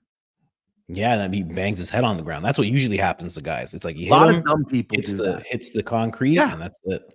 Let's say you and your friend are at a bar and some kid screws with you and they start a fight and you jump in and hit them and kill them. Yeah. They're not going to be like, oh, well, you were standing up for your friend, so it's okay. No. Conviction rate, right? They're looking for that conviction rate, so they're not interested in the backstory. They're going to put you away. Colin, someone could my child, and if I go kill them, it's murder. Think about that. Cain Velasquez, man. You hear about Cain Velasquez? Exactly. That exact thing happened, man. Prime example. He was going after the guy that did something to his son. Yeah, and that's why, to me, I have a simple rule. I have a brother, a sister, and a mother. My father died. But I will tell you this, and I will tell you on camera, I don't give a shit. If you hurt my mother, my brother, sister, and mother, I will kill you. And I don't care about going to jail. I'll be a hero there. I don't care. I don't worry. If you send me to jail for that, and I'm sure a lot of people would agree, I don't give a shit. There's just certain things that I'm willing to go to jail for, I feel like. Yeah. I've known a lot of people like that, where my buddy that I grew up with, the Italian guy, he would always do that. If he got into a thing, he'd be like, listen to me. I've decided I'm going to jail. Because he'd been in and out of jail his whole life. He goes, I decided. That's it. Yeah. And we'd still try and hold him back. And he'd just be like, he was a wild guy. Wildest person I've ever met to this day. Just such a wild dude. But he's calmed down now. He's very calm now. Eventually you grow up. You're a lot calmer than you usually are. You were when you were younger, buddy's almost 50. The other guy that we would run around with, just like he passed away. So it's like, you start calming down. People start passing, and you're just getting too old. You're closer to, I always say it to my friends, you're closer to 60 than you are to 2 years old. Like, act like Yeah, no, that's I think about that anytime I have a birthday, Yeah, I man. remember 10 years ago, I said to myself, wow, I'm halfway to 50. I'm 25. Right. That seemed like a week ago. Now I'm about to be 36. And I'm thinking to myself, wow, I'm closer to 50 Yeah. than I am 20. Yeah, man. I'm 39. I'm like, wow, I'm gonna be 40. I'm like, holy. I'm like, I just had my first kid. She's like 16 months, and I'm like, oh man, like, by the time she's 20, I'll be here. I'm like, holy, Right. this is so weird. We're I gonna have more actually too, and it's like, oh, it's funny you brought up kids. I got a lot of shit the other day. I tweeted that having no kids is a flex, and I got so much for that. Oh yeah, people get mad both ways. If you're like one of those people that's like, and I'm kind of one of these people. I love I'm kids. like, Kids are great. If you don't have kids, you don't even understand life. Yep. You'll get a bunch of shit for that. And if you say having no kids is a flex, oh yeah, people come out of the woodwork for that. Now, I never will take this advice, but I would always tell people, if you're going to get on the internet, just don't give a shit, people. Like, say what you want, right? Because you're, like you just said, like you can never make everybody happy. Yeah. Like, I'm an arrogant head kind of guy. I get like people like me, but like I've seen some like super nice content creators, like even they from people, and it's like, yeah, man. The internet hates everything, so it's Everything. like, I was just telling my buddy that because he's actually like a left-wing journalist type. I did an interview with him like last week, and he's talking about YouTube, and like he's like, do you get like hate on like online? And I'm like, yeah, like of course there's like barriers of hate that you break through, and as you get bigger, like there's more love, but there's always hate. And you like, I'm like, I said to him, I'm like, you should look at when you start receiving, because out of nowhere you'll like hit a certain you'll hit a certain number of subscribers, and there will be like a different type of hate, that slowly starts to come. And I'm like, you should just look at that as growth. Like as the hate starts coming, because it's cliche, but it's like every one person that hates you, there's probably like 10 people who are like, this guy's the man. I love this that. guy. And I actually talk about that a lot with friends of mine that are doing this, because we always think about the people that are up, but like I told you, like 95%, like any person that I've ever met, they're always positive to me in person. It's never anything, but and my favorite thing with some of these people is like someone will say like, you suck, or no one cares about what you're saying. But you watched, commented, like you do care. You follow me, so you care. It almost is like, and I always notice that trolls always are anonymous. You ever notice that? They're never, of course. So you just got to let it. You either engage or just get rid of them. Don't worry about it. And I stopped engaging. There was a period where I was engaging. Now, if anything, I'll just send the eye roll emoji. That's about it. That's a great one. That's a great one. Like, what am I doing? I'm gonna get into it with you. Like, I got videos to make. I got a kid. I got a wife. I got like, right. What am I doing? Like, I have no time for this. Exactly. So tell me something. Sammy the Bull. We were talking about him. You're like, he's on YouTube now, right? Yeah. Now, like, this guy may have flipped. He may have done some things, but his podcast, the stories that he tells, okay, you tell me because you know more. Are these coming from his perspective? Are these true stories that you're hearing? Have you even heard the podcast like that I'm talking about, like season 1, 2, 3, 4, 5? Yeah. So I have a long history with him. Really? Yeah. I'll tell you this. The story you've heard, he's probably told 5 different times to 5 different people. Like a lot of his stories at this point have changed. When he first got out of prison, it was, I played chess and they were playing checkers and I won. Now it's John was going to throw me under the bus. So his stories changed multiple times. I will say, when he did our thing, it was like a branded thing that he did. He had a producer, really well done, right? That was really well done. But Listen, that's why I said, all things aside, I was like, this is captivating stuff. The way they how did it. true it is, some of it is true. You can look it up, a lot of it. But True. like I interviewed him and he came on my show and told some like wild stories that are not believable at all. We've went from being very ornery with each other. We got on fine with each other to, I mean, he hates me now. So Really? Oh yeah, there's a video out there where he basically threatens me and says that if I ever come out where he is, he'd make me suck his own can. Like he's a he hates me. So yeah. That's wild. Most of the informants hate me. They've threatened to kill me. They hate me. So really, yeah. Well, I don't put up with their. I don't tell their bullshit. And Sammy the Bull is a vile guy. Sammy the Bull should die in prison. He's a bad, bad, bad guy. And I think his selective memory with certain things. He'll tell you all you need to know about John Gotti and this and that, but one of Sammy the Bull's victims is a guy, Alan Kaiser. You can look this up. Everybody knows it. Alan Kaiser was 16 years old. He was a child. He was a kid. He had nothing to do with the mafia. And one day, Sammy was out with one of his pals, and they see this Alan Kaiser in Brooklyn, and they mistake him for a member of a biker group that Sammy was having beef with. And they kill him in cold blood. No questions asked, no problem. Sammy never tells you that story. He never tells you the story that he kills his own brother-in-law, Nick Sciabetta. Nick Sciabetta was not connected to the mafia. It's been proven. Nick Sciabetta was Sammy's brother-in-law, his wife's brother. Nick Sciabetta was a homosexual. It was a common knowledge in Brooklyn. Yeah. He was a regular guy. And Nick Sciabetta, at least I believe, knew the fact that it's been widely suspected that Sammy the Bull was bisexual. And he had a relationship. Come on. I'll tell you. I'm going to tell you the story. It was highly suspected that Sammy had a relationship that Nick Sciabetta knew about, and Sammy killed him. And if you go into it, Sammy tells a story. He told it once that Nick needed to go, and he went to Paul Castellano, and Paul Castellano gave him the approval to do it. Various people, members of the Gambino crime family, have made it clear they had known Nick Sciabetta since he was a child, and he was never connected to the mafia. Why else would Sammy kill him? There's also one of the people Sammy killed is a nickname, a person called Jack. You can look this up. Many people believe it's a person called Jack Russo, who Sammy may have had a relationship with. Throw in the fact that a person that Sammy killed, Eddie Garofalo, his daughter wrote a book about her father.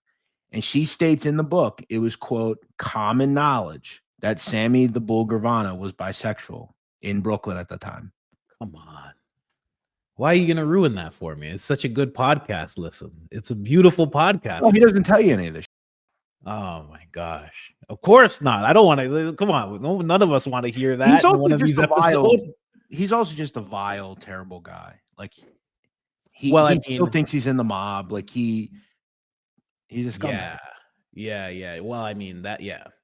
I know what you mean by that. I mean the era, the aura, I guess you could say. He still admits he could tell a story. I've actually heard some really, like, there's videos he's done where he'll talk about other mobsters. Like, it's very interesting. I think a lot of it's believable. But all these guys, most of them, the ones that are on YouTube, most of them are total bullshit artists. They're all scam artists and scumbags. So, oh man, no, I know they are. They've reoffended. They've cooperated, then reoffended. Whether it's Dominic Sicali, total scumbag; Sammy Gravano, total scumbag; Frank Gioia, total scumbag. I have an okay relationship with Gene Borello, but he's done some real scumbag stuff over the years. A lot of these guys, they're all scumbags. Okay. So then, you know about Sammy and everything. The story he tells about Johnny Keys, is that a real story? So Johnny Key, yes. Johnny Keys was okay, because that's the greatest story out of the Johnny whole thing. Keys was a mobster from Trenton. Okay, he is actually cousins with Angelo Bruno, who was the boss of the Philly mob. Mhm. And John Simone was a high up. He was a captain, very powerful guy. Yes, Sammy was coordinated to kill John Simone. Now, nobody knows what happened when they actually killed him. When they had Whether him. he actually asked about the socks thing, I don't know. That could just be added by Sammy, and no one will ever know whether it's true or not. And that's the thing about mobsters, that we never really know, because they can add stuff to stories, and it's not like we're gonna go talk to the dead guy and see if that really happened, you Well, know? you know what? If he did add it, that would be because I mean, the way he painted this guy when he had this guy was like just, I mean, talk about glorifying. He was like top of the top in Sammy's eyes in But terms of his he story. is right. Okay. There's a certain respect. And I've always said one of the things that I respect most about these people, right? Other than the Mhm, people that cooperate, people like Gotti, right? Is no matter what, they know the end is one way. You're mhm. gonna die. And I'll accept it. There's a lot of story. The guy Sonny Black Uh, from Donnie Brasco. You know that guy, yeah, right? Sonny Black. yeah. You're good. We're good, right? Yeah. So Sonny Okay, Black, he was killed by the mafia in real life over the Donnie Brasco thing and all that stuff. yeah, In the film, they ensue that it was Lefty that was killed, but in real life, Sonny Black was killed. Sonny Black was pushed down the steps. He knew he was going to die, and he looked up, and the gun jammed when they tried to kill him. And he said, "Do it right this time." Pulled the trigger and killed him.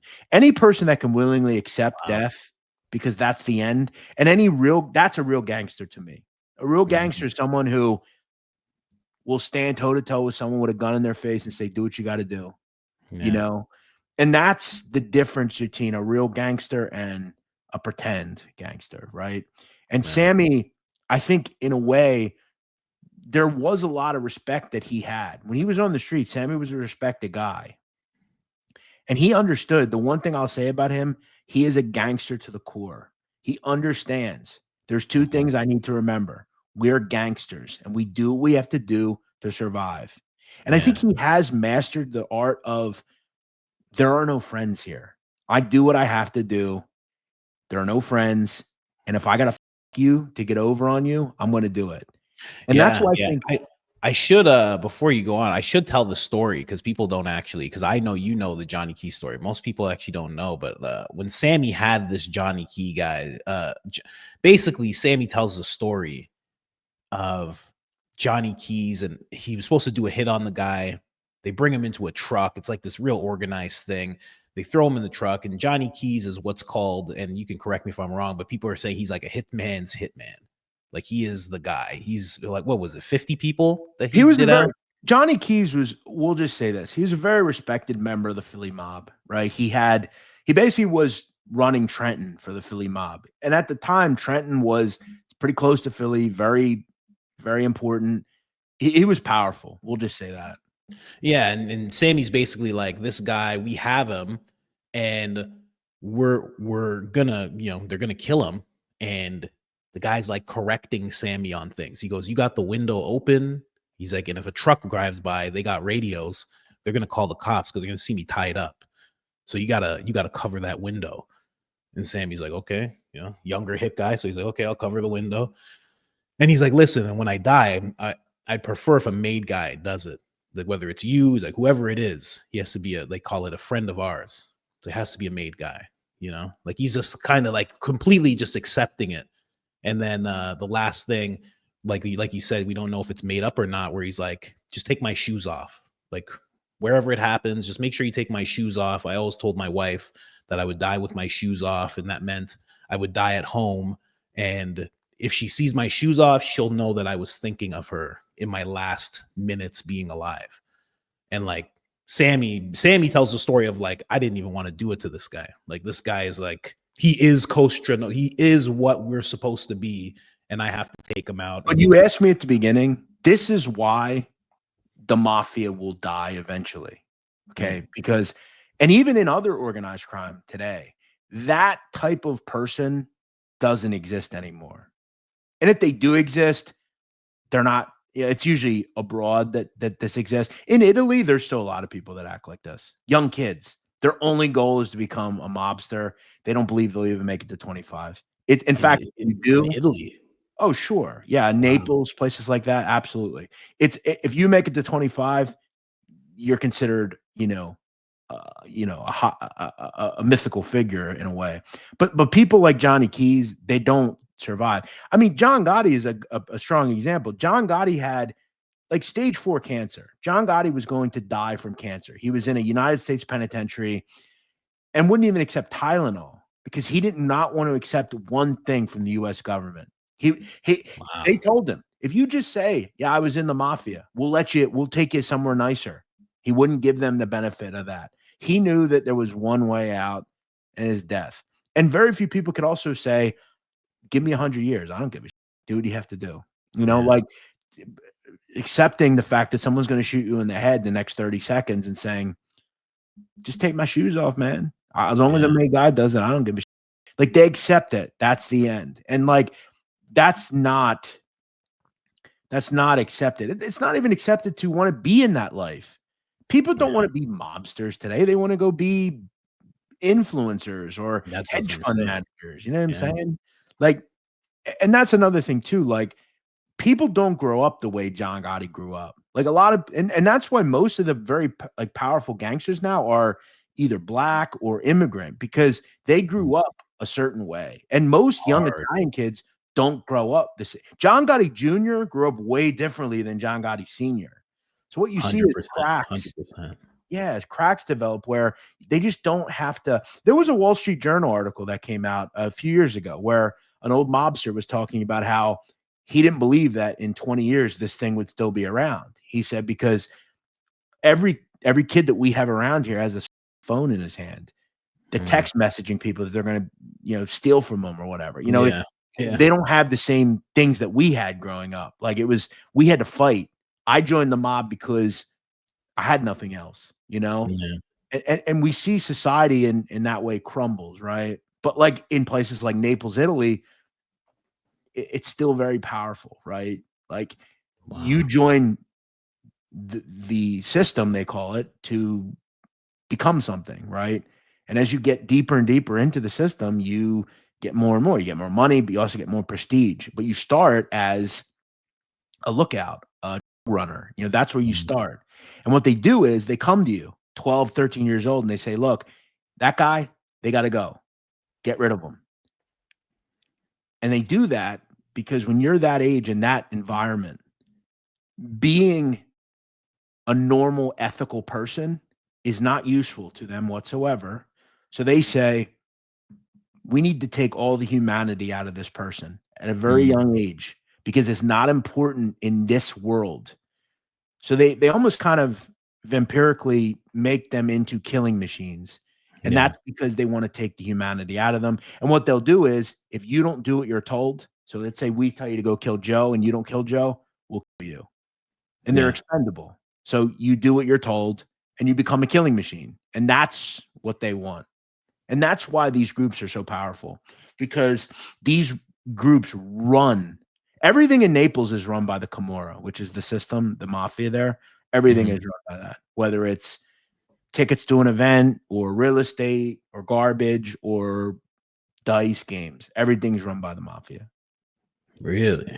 There, it's a lot different. Here, it's the government's done a good job. But even in like Canada, Montreal, Canada is a war zone. Yeah, I heard, I didn't actually get to watch the video, but I saw that you said something about, I wanna say Zaputo? Is that the name? Rizzuto, Leo Rizzuto, yeah. Yeah, yeah, yeah. So Like, he's the head of the Rizzuto crime family, which is, the Italian mafia in Montreal. And he was arrested on last Thursday. wow. Wow. So it's But like it's again, still like what? It's like more powerful over there, you think, or what? it's more powerful because they don't have the RICO Act in Canada. So they're a lot Oh, more soft on crime. They also don't have life sentences. So like if you go to Toronto and kill somebody, the most you're going to generally do is 25 years, or the least you can do is 25 years. So after 25 years, there is no life without parole there. yeah. Wow. That's interesting, man. So they Yeah. embolden criminals. Criminals can do what they got to do. And like here, they hit you with racketeering, right?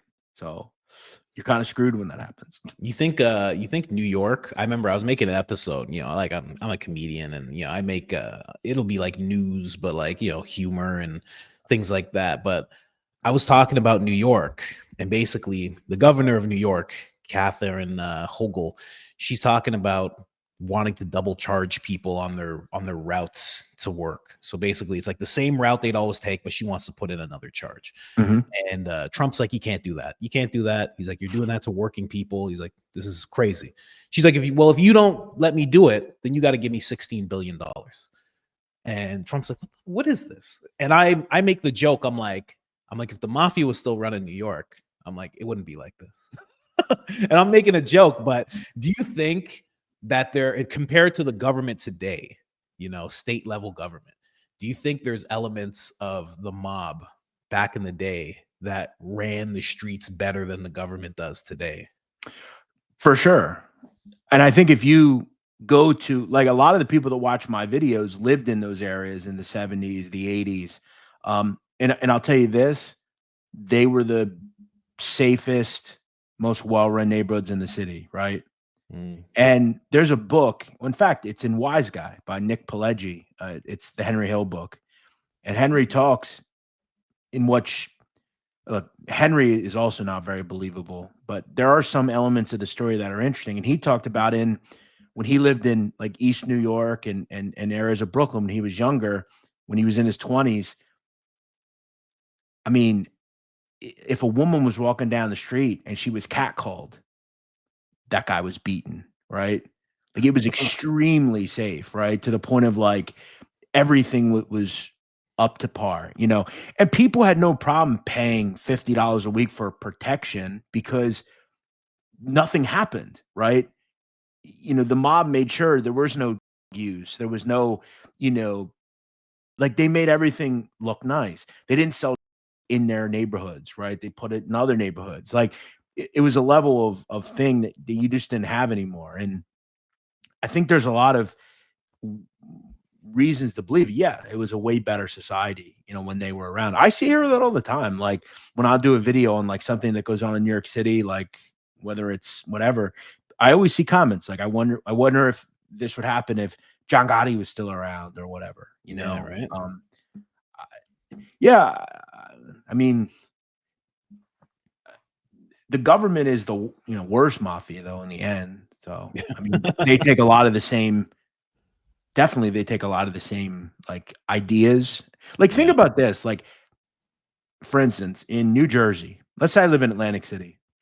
I can technically not take a bet in the parking lot of the Borgata, but within 100 feet, they can do it because they like. How does that make any sense? Yeah. So they can do it, but I can't do it. Yeah. I would go to jail for bookmaking. Yeah, man. I remember 50 Cent was like, I guess, a lot of people already knew, but he was always talking about that when he first hit the scene. He was like, they're like the biggest gang of all. He's like, they're a huge gang because he was dealing with a lot of legal stuff back then. And he was in the streets and stuff. He's like, they're the biggest gang of all, And then that leads me to someone that I was going to ask you.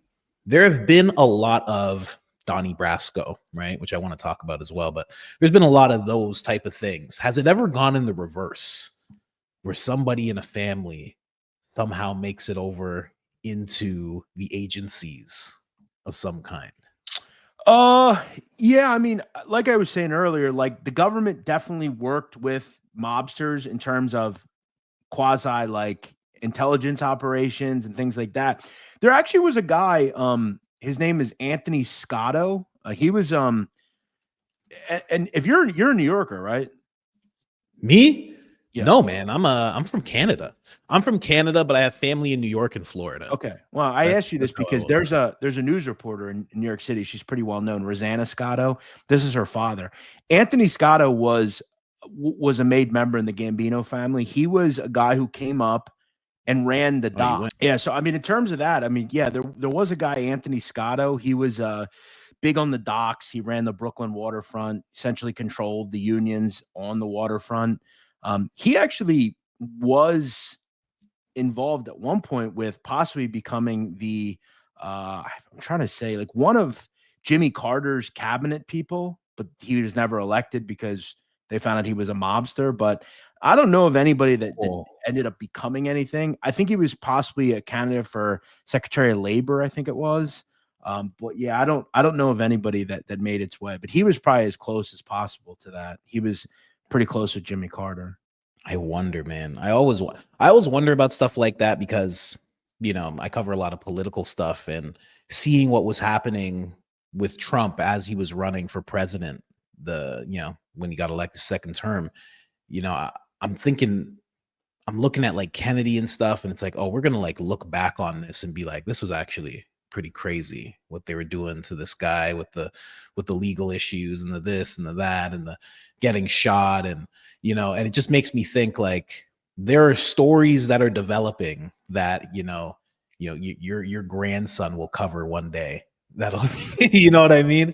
Where I they're gonna mean, be like, yeah, this guy got in and he was Robert F. Kennedy Jr., but actually the whole time he was actually attached to the mob. And it's gonna be I like mean, some there's a lot of crazy people like story. that, but I mean, there's no one that's been able to, go the other way. I mean, again, they know people. I mean, there are so many mobsters that know politicians. I mean, for sure. But For like sure. like Donald Trump knew mobsters. But I was gonna again, ask you about that. I was gonna ask you, like, why? But everybody did. Sammy was like, oh, we couldn't get him. Sammy was like avid about that. He's like, I couldn't get him at least. He said we, but like, I guess maybe he meant Gambino, but Trump had to have because he was coming up in the I want to say 70s. 80s, yeah. Yeah, doing construction. So he had to have. Well, there's actually I've talked about this story in Atlantic City. He was building the Trump Taj Mahal, and he actually acquired a parking lot that he was going to turn into a parking lot. It was an old restaurant, but it belonged to this kid, Salvi Testa. He was a member of the Philly mob. His father was the underboss under Angelo Bruno, and Trump actually conned him. Trump offered a price way less than like the building was worth, I think, $3 million. Trump offered like 1.8 and the kid accepted it. And he talked about how, we basically got over on him for like $1 million and he sold it to us. But outside of that, Trump had to deal with them people. Everybody had to at that time. So, I mean, if Yeah, you were pouring concrete in New York, if you were doing any sort of building, you had to deal with the mob. that's crazy. That's interesting to think about that type of thing because nowadays, as I see him as president, he kind of holds himself. Maybe it's because he's a New Yorker and I'm used to like studying like New York mobsters and stuff, but he kind of has that aura to him with the way that he handles things. It's very interesting. Yeah, I mean, he definitely gets the whole like, he might be a mobster, but no, he's actually pretty smart in terms of how to deal with them people. I mean, I think it probably helped him a little bit for what he's doing now and dealing with. He's dealt with a lot of bad people, a lot of scumbags. So, I mean, I'm sure it's prepared him a little bit for his job now. Yeah, a lot of scumbags in the government. A lot of scumbags. Like weird, like you're talking about vile people, like weird, vile people. I couldn't Definitely agree. Couldn't agree more more. more believable when you tell me some of them have like bisexual histories and stuff like that. I mean, some may, J. Edgar Hoover supposedly did, the FBI director. Yeah, I was hearing about that. I've heard about that a few times, like dressing up, Yep. stockings and stuff like Yep. that. Yep. Yeah, And weird. they basically used it as blackmail. So Yeah. And you know what? It sounds weird. Like you hear that years ago, it sounds so weird. But now you hear all these blackmail things popping up with the Epstein and the Diddy and the tapes and the islands and this and that. You hear all this stuff and you're like, well, maybe it's run on blackmail for a long time. yeah, I mean, I think that's why you see a lot of these people turn up dead, like, look, I'll just be honest. Like I've said it before. The case against Diddy is pathetic. I You mean, think so? it's bullshit. I mean, it's not even illegal. I don't even know how it's illegal. What do Nothing's you illegal in it, really. what do you think the only thing that is like, the kicking of his Yeah, I I mean, guess it was his wife, charge him at the girlfriend at state the level time. for domestic violence or Yeah, assault. yeah, Yeah, that's what it would be. But yeah, what do you think it's about then? what's about power? It's look, you can know what the government's doing. For instance, you look at that Mangione case, right? The kid that shot the healthcare Yes. CEO. The fact that that's a federal case is insane. It should be a state case, tried by the state of New York. Feds brought it because it's a big headline case. They can march the kid down. Like, that's all they care about. And people that are involved in those cases, they'll be elevated, just like the people that were involved in getting John Gotti. They do this stuff for headlines. They do it to elevate in their careers. When you look at Diddy, right, if you actually read the indictment, the problem that Diddy has is if this happened 15, 20 years ago, I don't even think they would have brought the case, because the only thing that Diddy is the victim of is the court of public opinion. The government has made him out to be a monster. And people just bring it up. That's not even true. People tell you, oh, he messed with underage kids. No, bro, you can say anything about the Diddy case, and it's believable. And people just believe it. It's not in the indictment. Number two, this is all you need to know. Okay, women and men willingly got on flights and went to a location to party and have sex.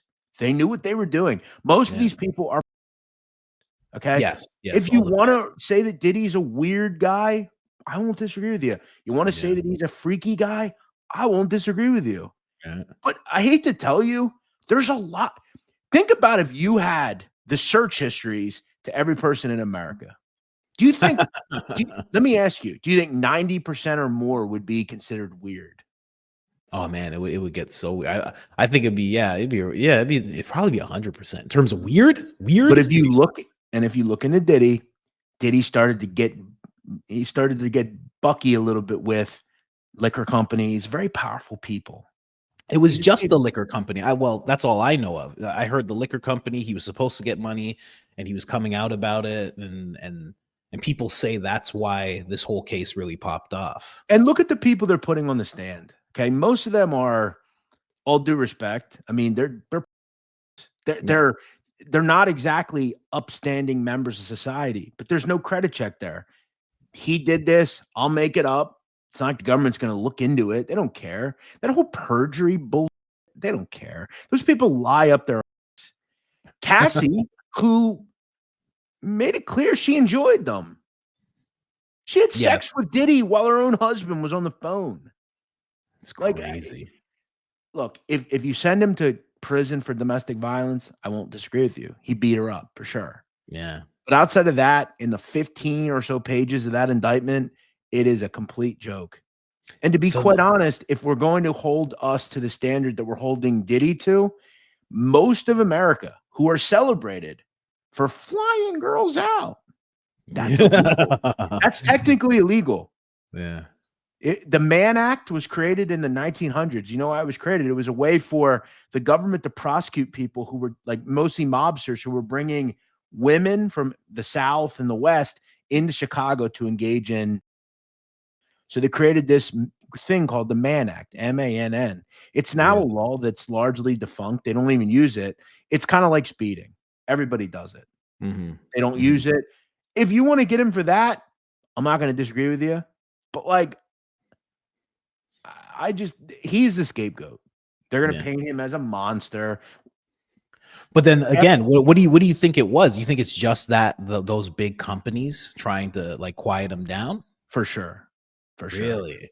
Yeah. And like, if I were Diddy, personally, I probably would have tried to get a plea if I were him, because they're going to hit you. You're going to lose. I don't think he did anything really that egregious, but the court of public opinion has destroyed him.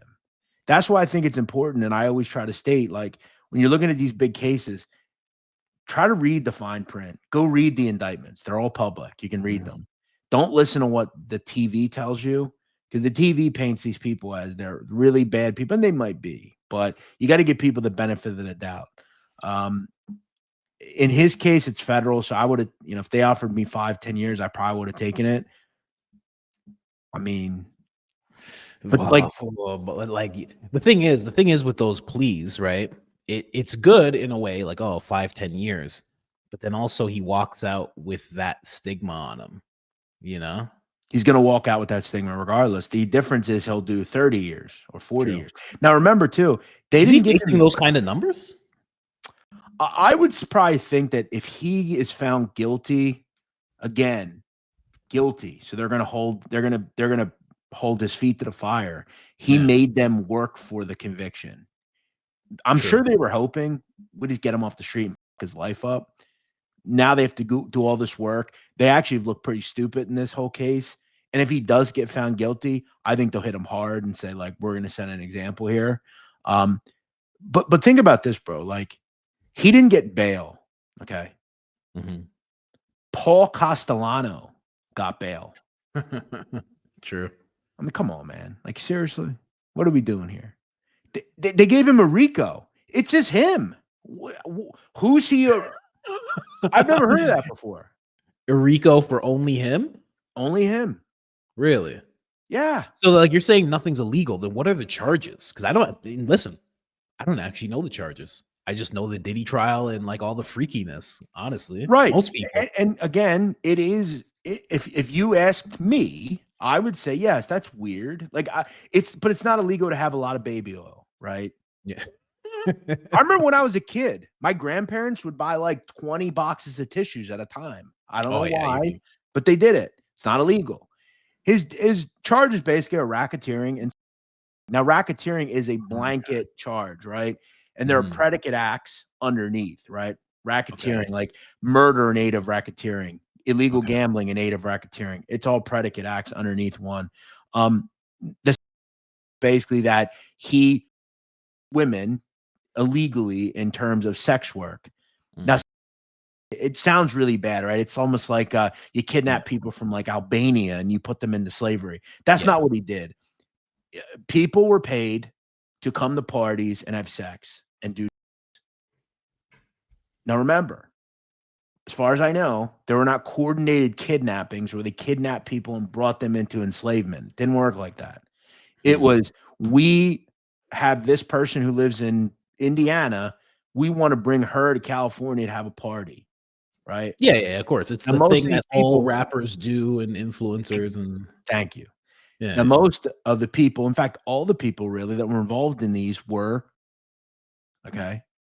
sex workers. Yeah. Okay. So again, other than, as far as I know, there were no coordinated kidnappings where they were forced to do any of this. Now I'm going to ask you, because I'm sure you've been to a party or two in your time. What do you do at parties? Well, it's just what I guess you get drunk. I guess you drink, like smoke, Maybe do some stimulants, all sorts of stuff. And I wasn't allowed to do stuff like that because of the Italians.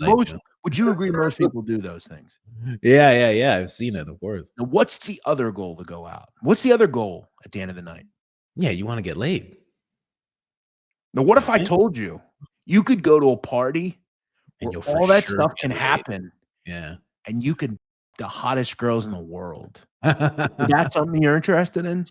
Man, that was I'm a bad example because I would say no. Again, I was brought up by but think about normal good people. guys. Yeah. Normal people would go. Yeah, of course. To throw in. You could be normal and do this with celebrities. Yeah. Almost sounds like a party, right?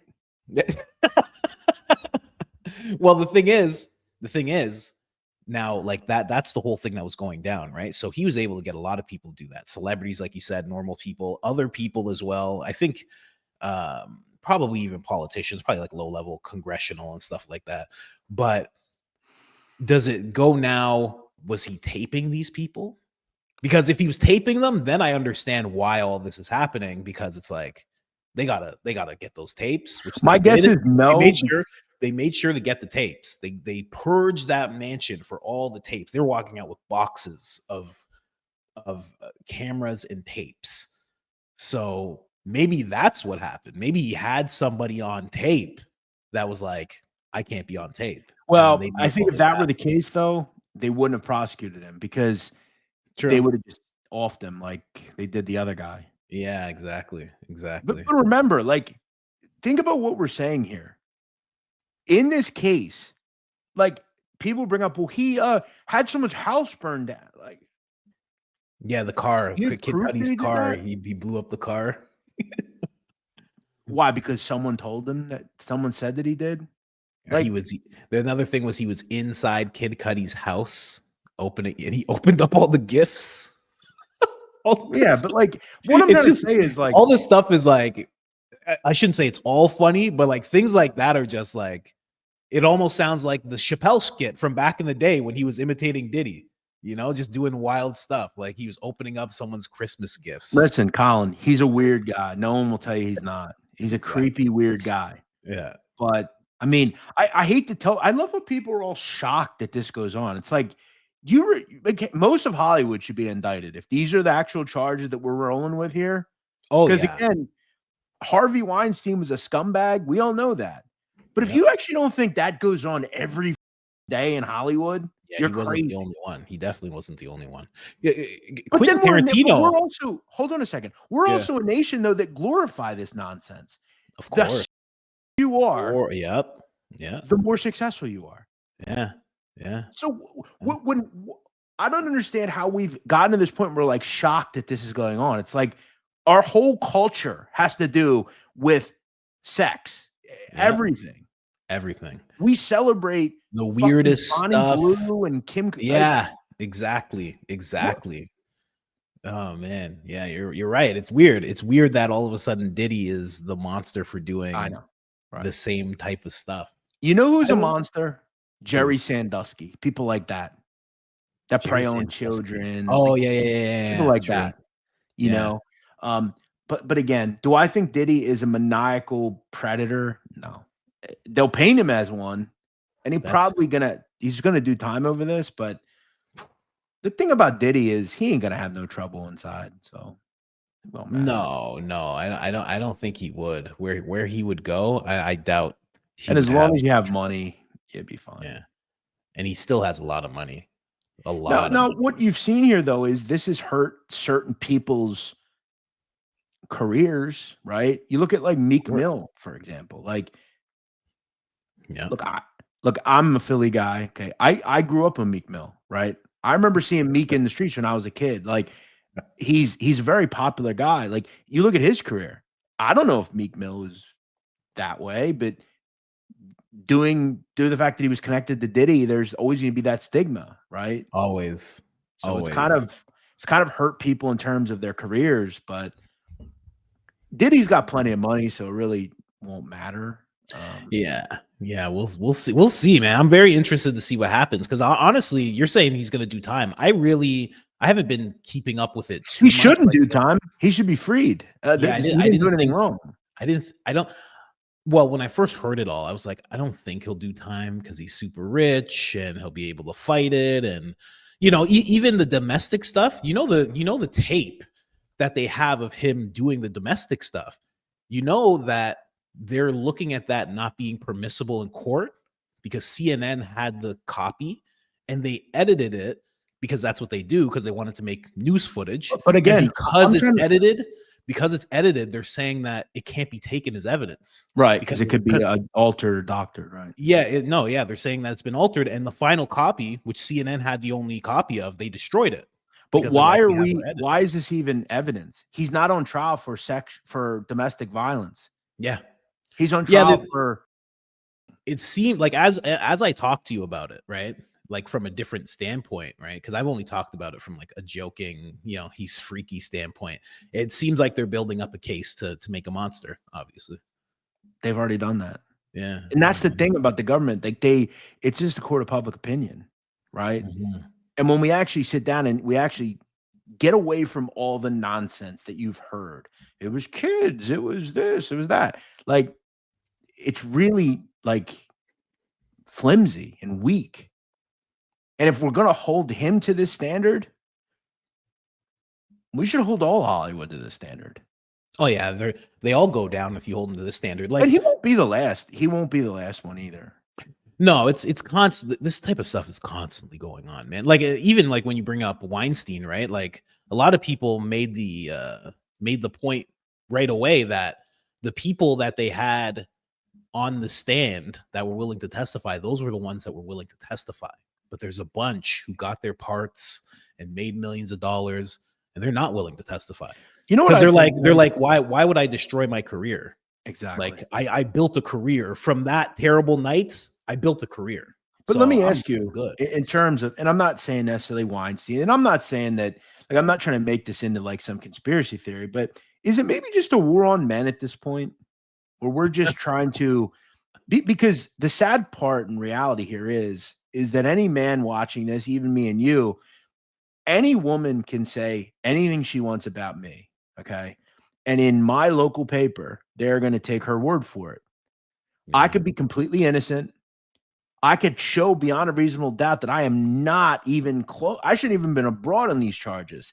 I could Mhm. even be exonerated completely. Mhm.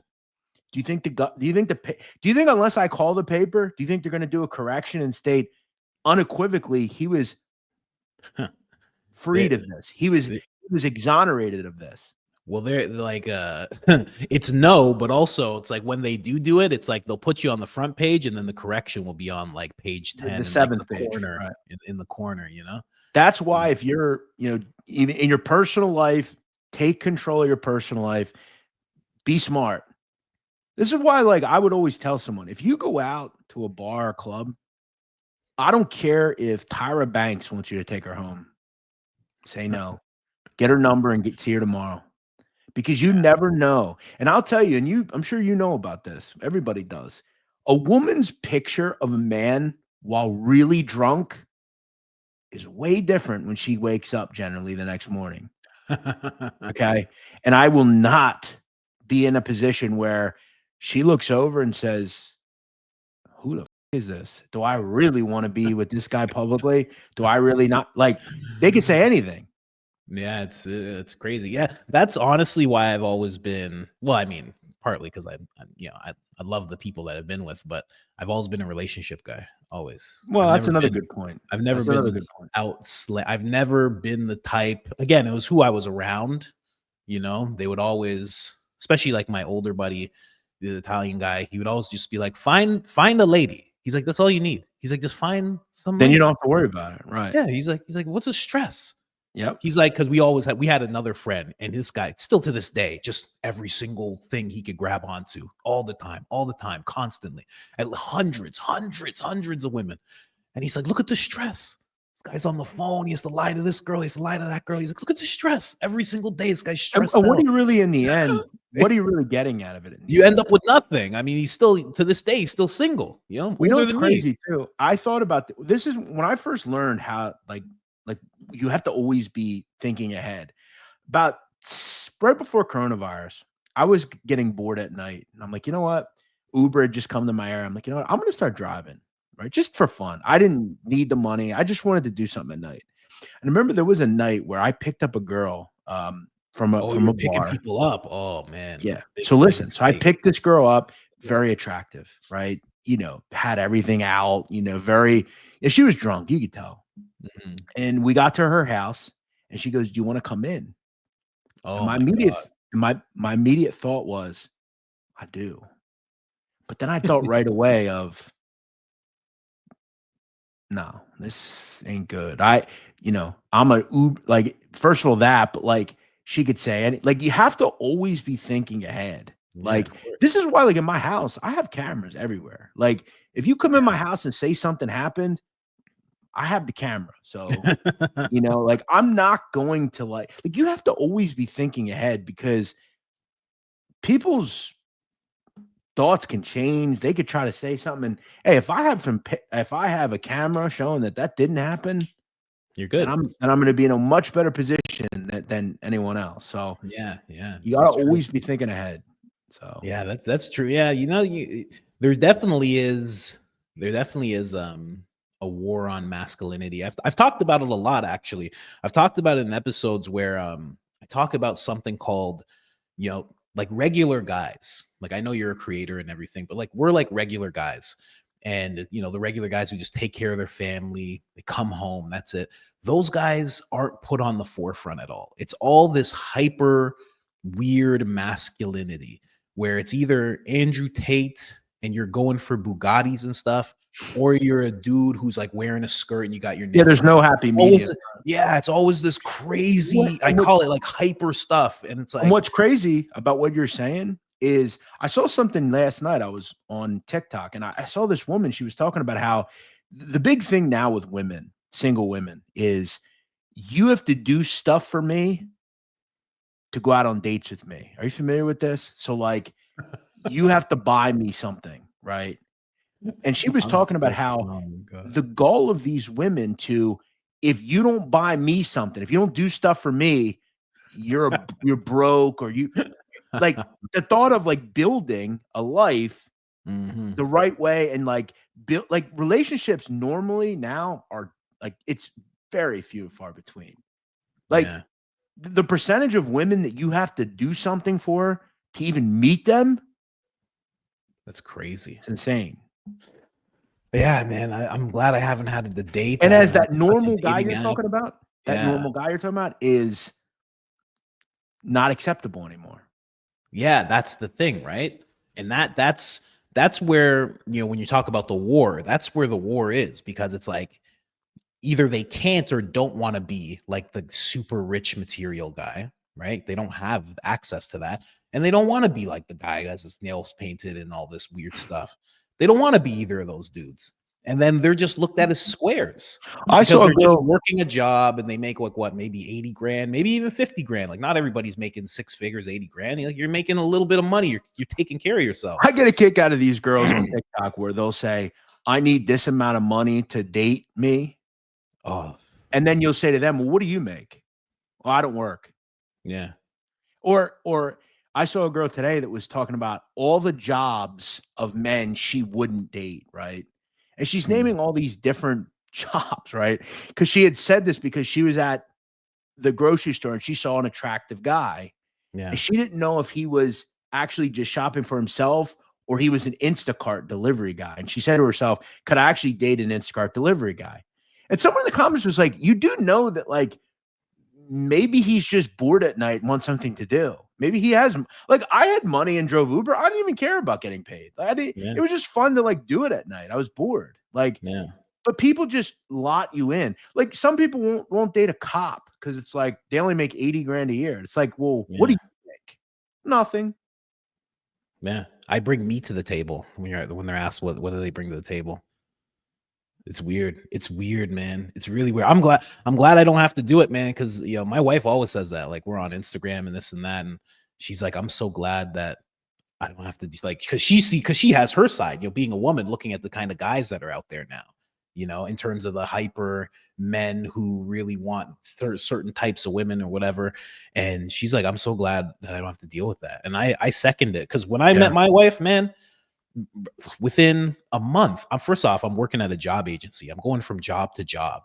She still accepted me, bro. At one point, I think it was like 2 months into us dating, she had to pay my phone bill because I didn't have it, and she still wanted to talk to me. She's like, well, I want to talk to you. So it's like, you'll pay me back. She's like, but I'll pay it, but it's Buddy, like that type of thing. She wanted to build, what I that's mean?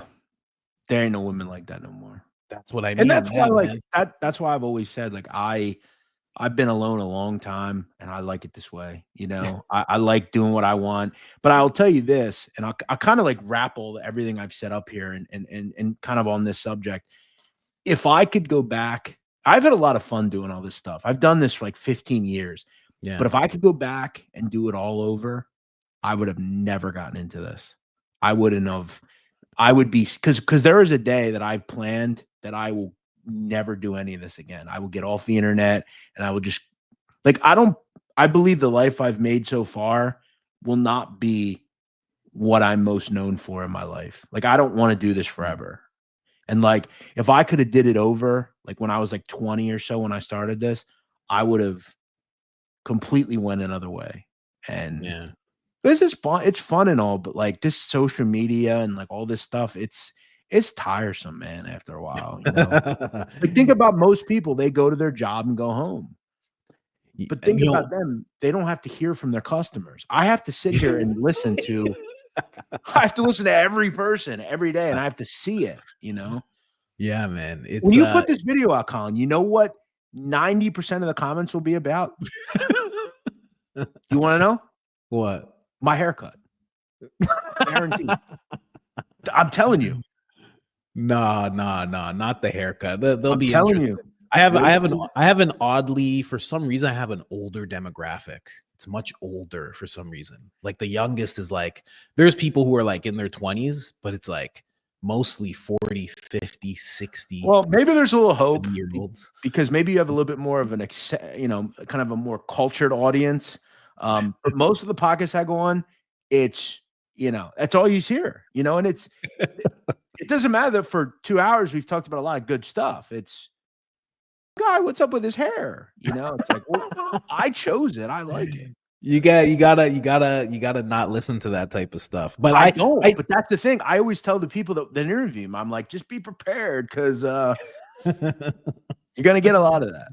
Nah, man. You gotta blank stuff like that out. And like I definitely feel you on not wanting to be known for this, at the end of your life, like this being the biggest thing that you've done. Definitely. But what do you want it to grow into? What do you want it to transform? My dream is to into? my dream is to always leave all this, hopefully have a good amount of money. I'll always bet, like I always gamble. That's kind of my bread and butter. That's how I make money. I've always done that. I always do that. But I always wanted, I've sports bet for a long time. I'll always do that. But I actually I want to become I want to help kids, like kids that are struggling, maybe on the street or they're having issues. I'd love to become like a basketball coach. That's always been my dream. And really, just give my salary back to the school and try to put kids into college and help kids. Because I think one real problem we have is we don't have a lot of leaders in the community anymore, right? So like, and I realized this when I was in high school. There were so many talented athletes, right? That they would go to high school and they were some of the best basketball players I'd ever seen. And then 5 years later, I'd see them and we'd be at the same bar and I'd be like, you never went to college or anything? Nope. like I never had anybody. Like I just kind of wasted it away. And I think like there's so many kids that just don't have leaders, they don't have a father or anybody to help them. And I want to send kids to college. I want to put kids into a good predicament so they have a good life for themselves. And I don't want to get rich doing it. Like I said, I'll give my salary to the school. I don't even want it. I just want to help them do something with their life. It's Jordan Peterson talks about that. Like he's gotten emotional talking about it because it's surprising and it's so easy because you'd be surprised how little encouragement younger men how much they get. Well, they barely get any, but how little encouragement they need in order to like get boosted up to go and do something that changes their life. They just a little bit. They just need a little bit. They just have nobody saying, I'm proud of you. Nobody saying you do this really well. Nobody saying, you have these talents, you can go and do more. There's just nobody really saying that to them at all. I have I saw it last year. There's a 60 Minutes episode of, I don't know if you know who this guy is.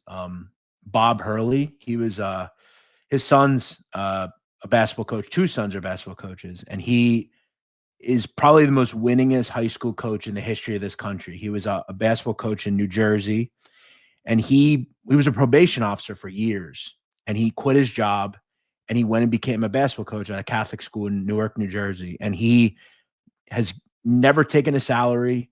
He's been offered college jobs. He's declined them. And basically he talks about how his life goal was to help young men, become something. And like, I've always looked at him as kind of like a hero. And there's a TikTok account I saw recently, and I haven't cried in a long time, but I cried because this guy's channel, he's a bodega owner, and he has a program where kids bring their report cards in, and if they're doing well, they can get anything they want in the store, and he gives them $100. I feel like I've seen this. I saw this one recently. It was like this little kid. He was maybe 7 or 8 years old, and he was just so happy. Like and I thought, like, wow, that kid may remember that forever. He's going 100% remember it for the rest of his life. And I think like that's what I want to do. I've done a lot of like embarrassing things. Like I'm not happy with some of the things I've done on the internet. Like I've also looked into some bad. I don't want this to be the end all thing, Yeah, and like that. It's that quote from Steve Jobs. He says, you go look yourself in the mirror and ask yourself, if you were to die today, like, would you be okay doing what you're doing? And if not, then something needs to change. That's like something he said. Now, again, I want to make this clear. It is cool to wake up every day and I can kind of create stuff and I found a way to do it. And it's fun, but I don't want to do it forever, because again, like I don't want to be that guy that's 50 years old still, or 60 years old. Like, what will I do eventually? Eventually you have to think past that. I also would love to own a business, like something I can touch, maybe, I have certain ideas, in the town that I live in. So I don't know, but it's been fun. I'm not the biggest creator in the world. I'm not the smallest. I've just found a way to monetize the internet and, you know, find myself into interesting predicaments. Yeah, yeah. That's good. It's good to think that way, man, because a lot of people don't. Like I've talked about it so many times. People will be like, "Oh, why are you doing all this Rogan content?" And they don't, some people are like, "Oh, why are you doing this?" and blah blah blah. And it's like, and I always say, like, everything happens in phases. Like, Yeah. this is the phase. Like, you don't know, like, you have no idea what this has done for my life in terms of providing for my family. So it's like, Yep. you don't pay any bills around here. You don't understand what's happening there. But it's like everything happens in phases. Like, slowly but surely it'll evolve and become like a lot of people don't realize I have, like, in my mind, like, I do love creating videos and stuff, but I like actually interacting with people. I like doing interviews like this, talking, but I also like getting out there and doing interviews.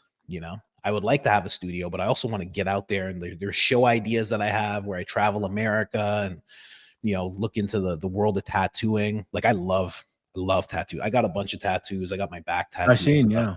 But like, I love the world of tattooing. Like, I want to go explore that. And I love stand-up comedy. I want to, like, explore that and give people like a almost like a backstage pass to, like, how it all works, the process of everything. So eventually it's going to turn into that. I'll leave you with this. In terms of doing other things in content, I had an idea that I was thinking about doing.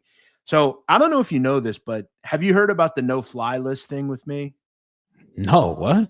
Okay. So What do you mean? there's been a rumor for like the last 5 years that I'm on the no fly list. Really? Yeah, you can Google it. It's a very random thing, but like it's been a thing forever. So an idea I had recently was I'm going to just start like reviewing flights, like taking flights and reviewing them. It's just like a funny, like kind of gag, but like, I think like, I don't like really travel that much, but I become more and more interested by like these travel creators. Like there's a guy I watch, like he just like takes first class flights and like reviews them. Right. And like, like trains and boats and like cruises, like it's just fun. Like it'll cost money, but like I think that's the cool. Even like food people, like guys that do food reviews. You're not married or anything? No, I'm not married. I have no kids. Yeah, Get going yeah. right now. That was the thing. Like I want to do it over like the next 5 years, but like I guess the content I've always chosen to do has been really difficult kind of content. Like I talk about the mafia. It's hard. It's like dangerous. It's not that big. I've done sports betting where like it's fun, but only if you're winning. I've always taken the hard route to do all this stuff. And I kind of want to get to a point where if I am going to stop doing it, I want to end it on like something fun, right? Where like I just put it out and you take what you want from it, And I'm trying to find that. I was always going to do 3 things. It was the sports, the mob, and then something else. And I haven't figured out what that's going to be yet, but you should, man. Keep thinking about it and looking into it because it's so important to explore, man. Like I talk to people all the time. Like there's so many people like I grow up around. I'm sure you've grown up around people like that too. Like they don't forget about leaving their state. They don't even leave their town. Yeah, I have friends like that. And I've even been like that. I like my hometown.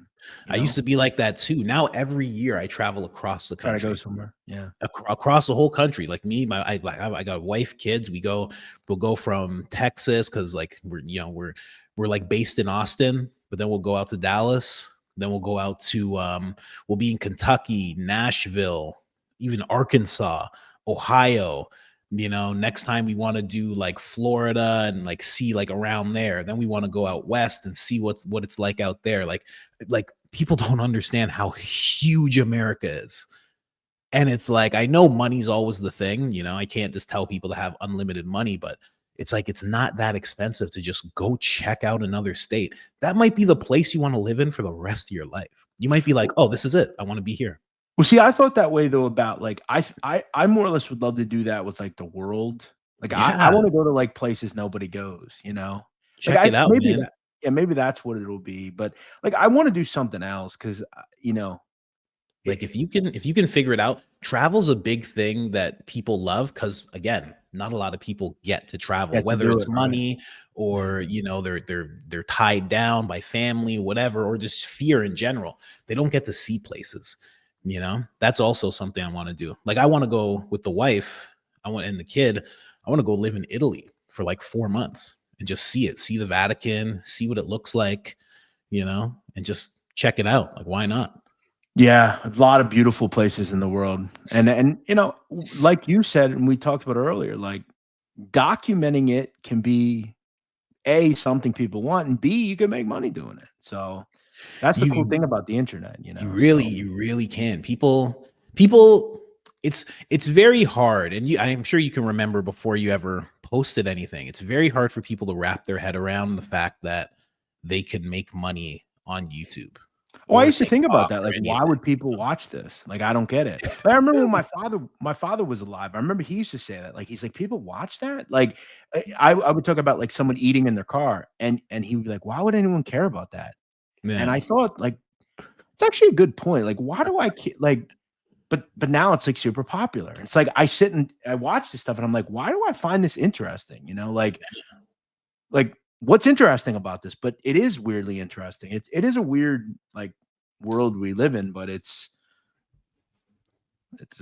part of it now. But yeah, I man. You can. I, I want to say I appreciate you having me. This has been a fun conversation. We talked about a lot of shit, man.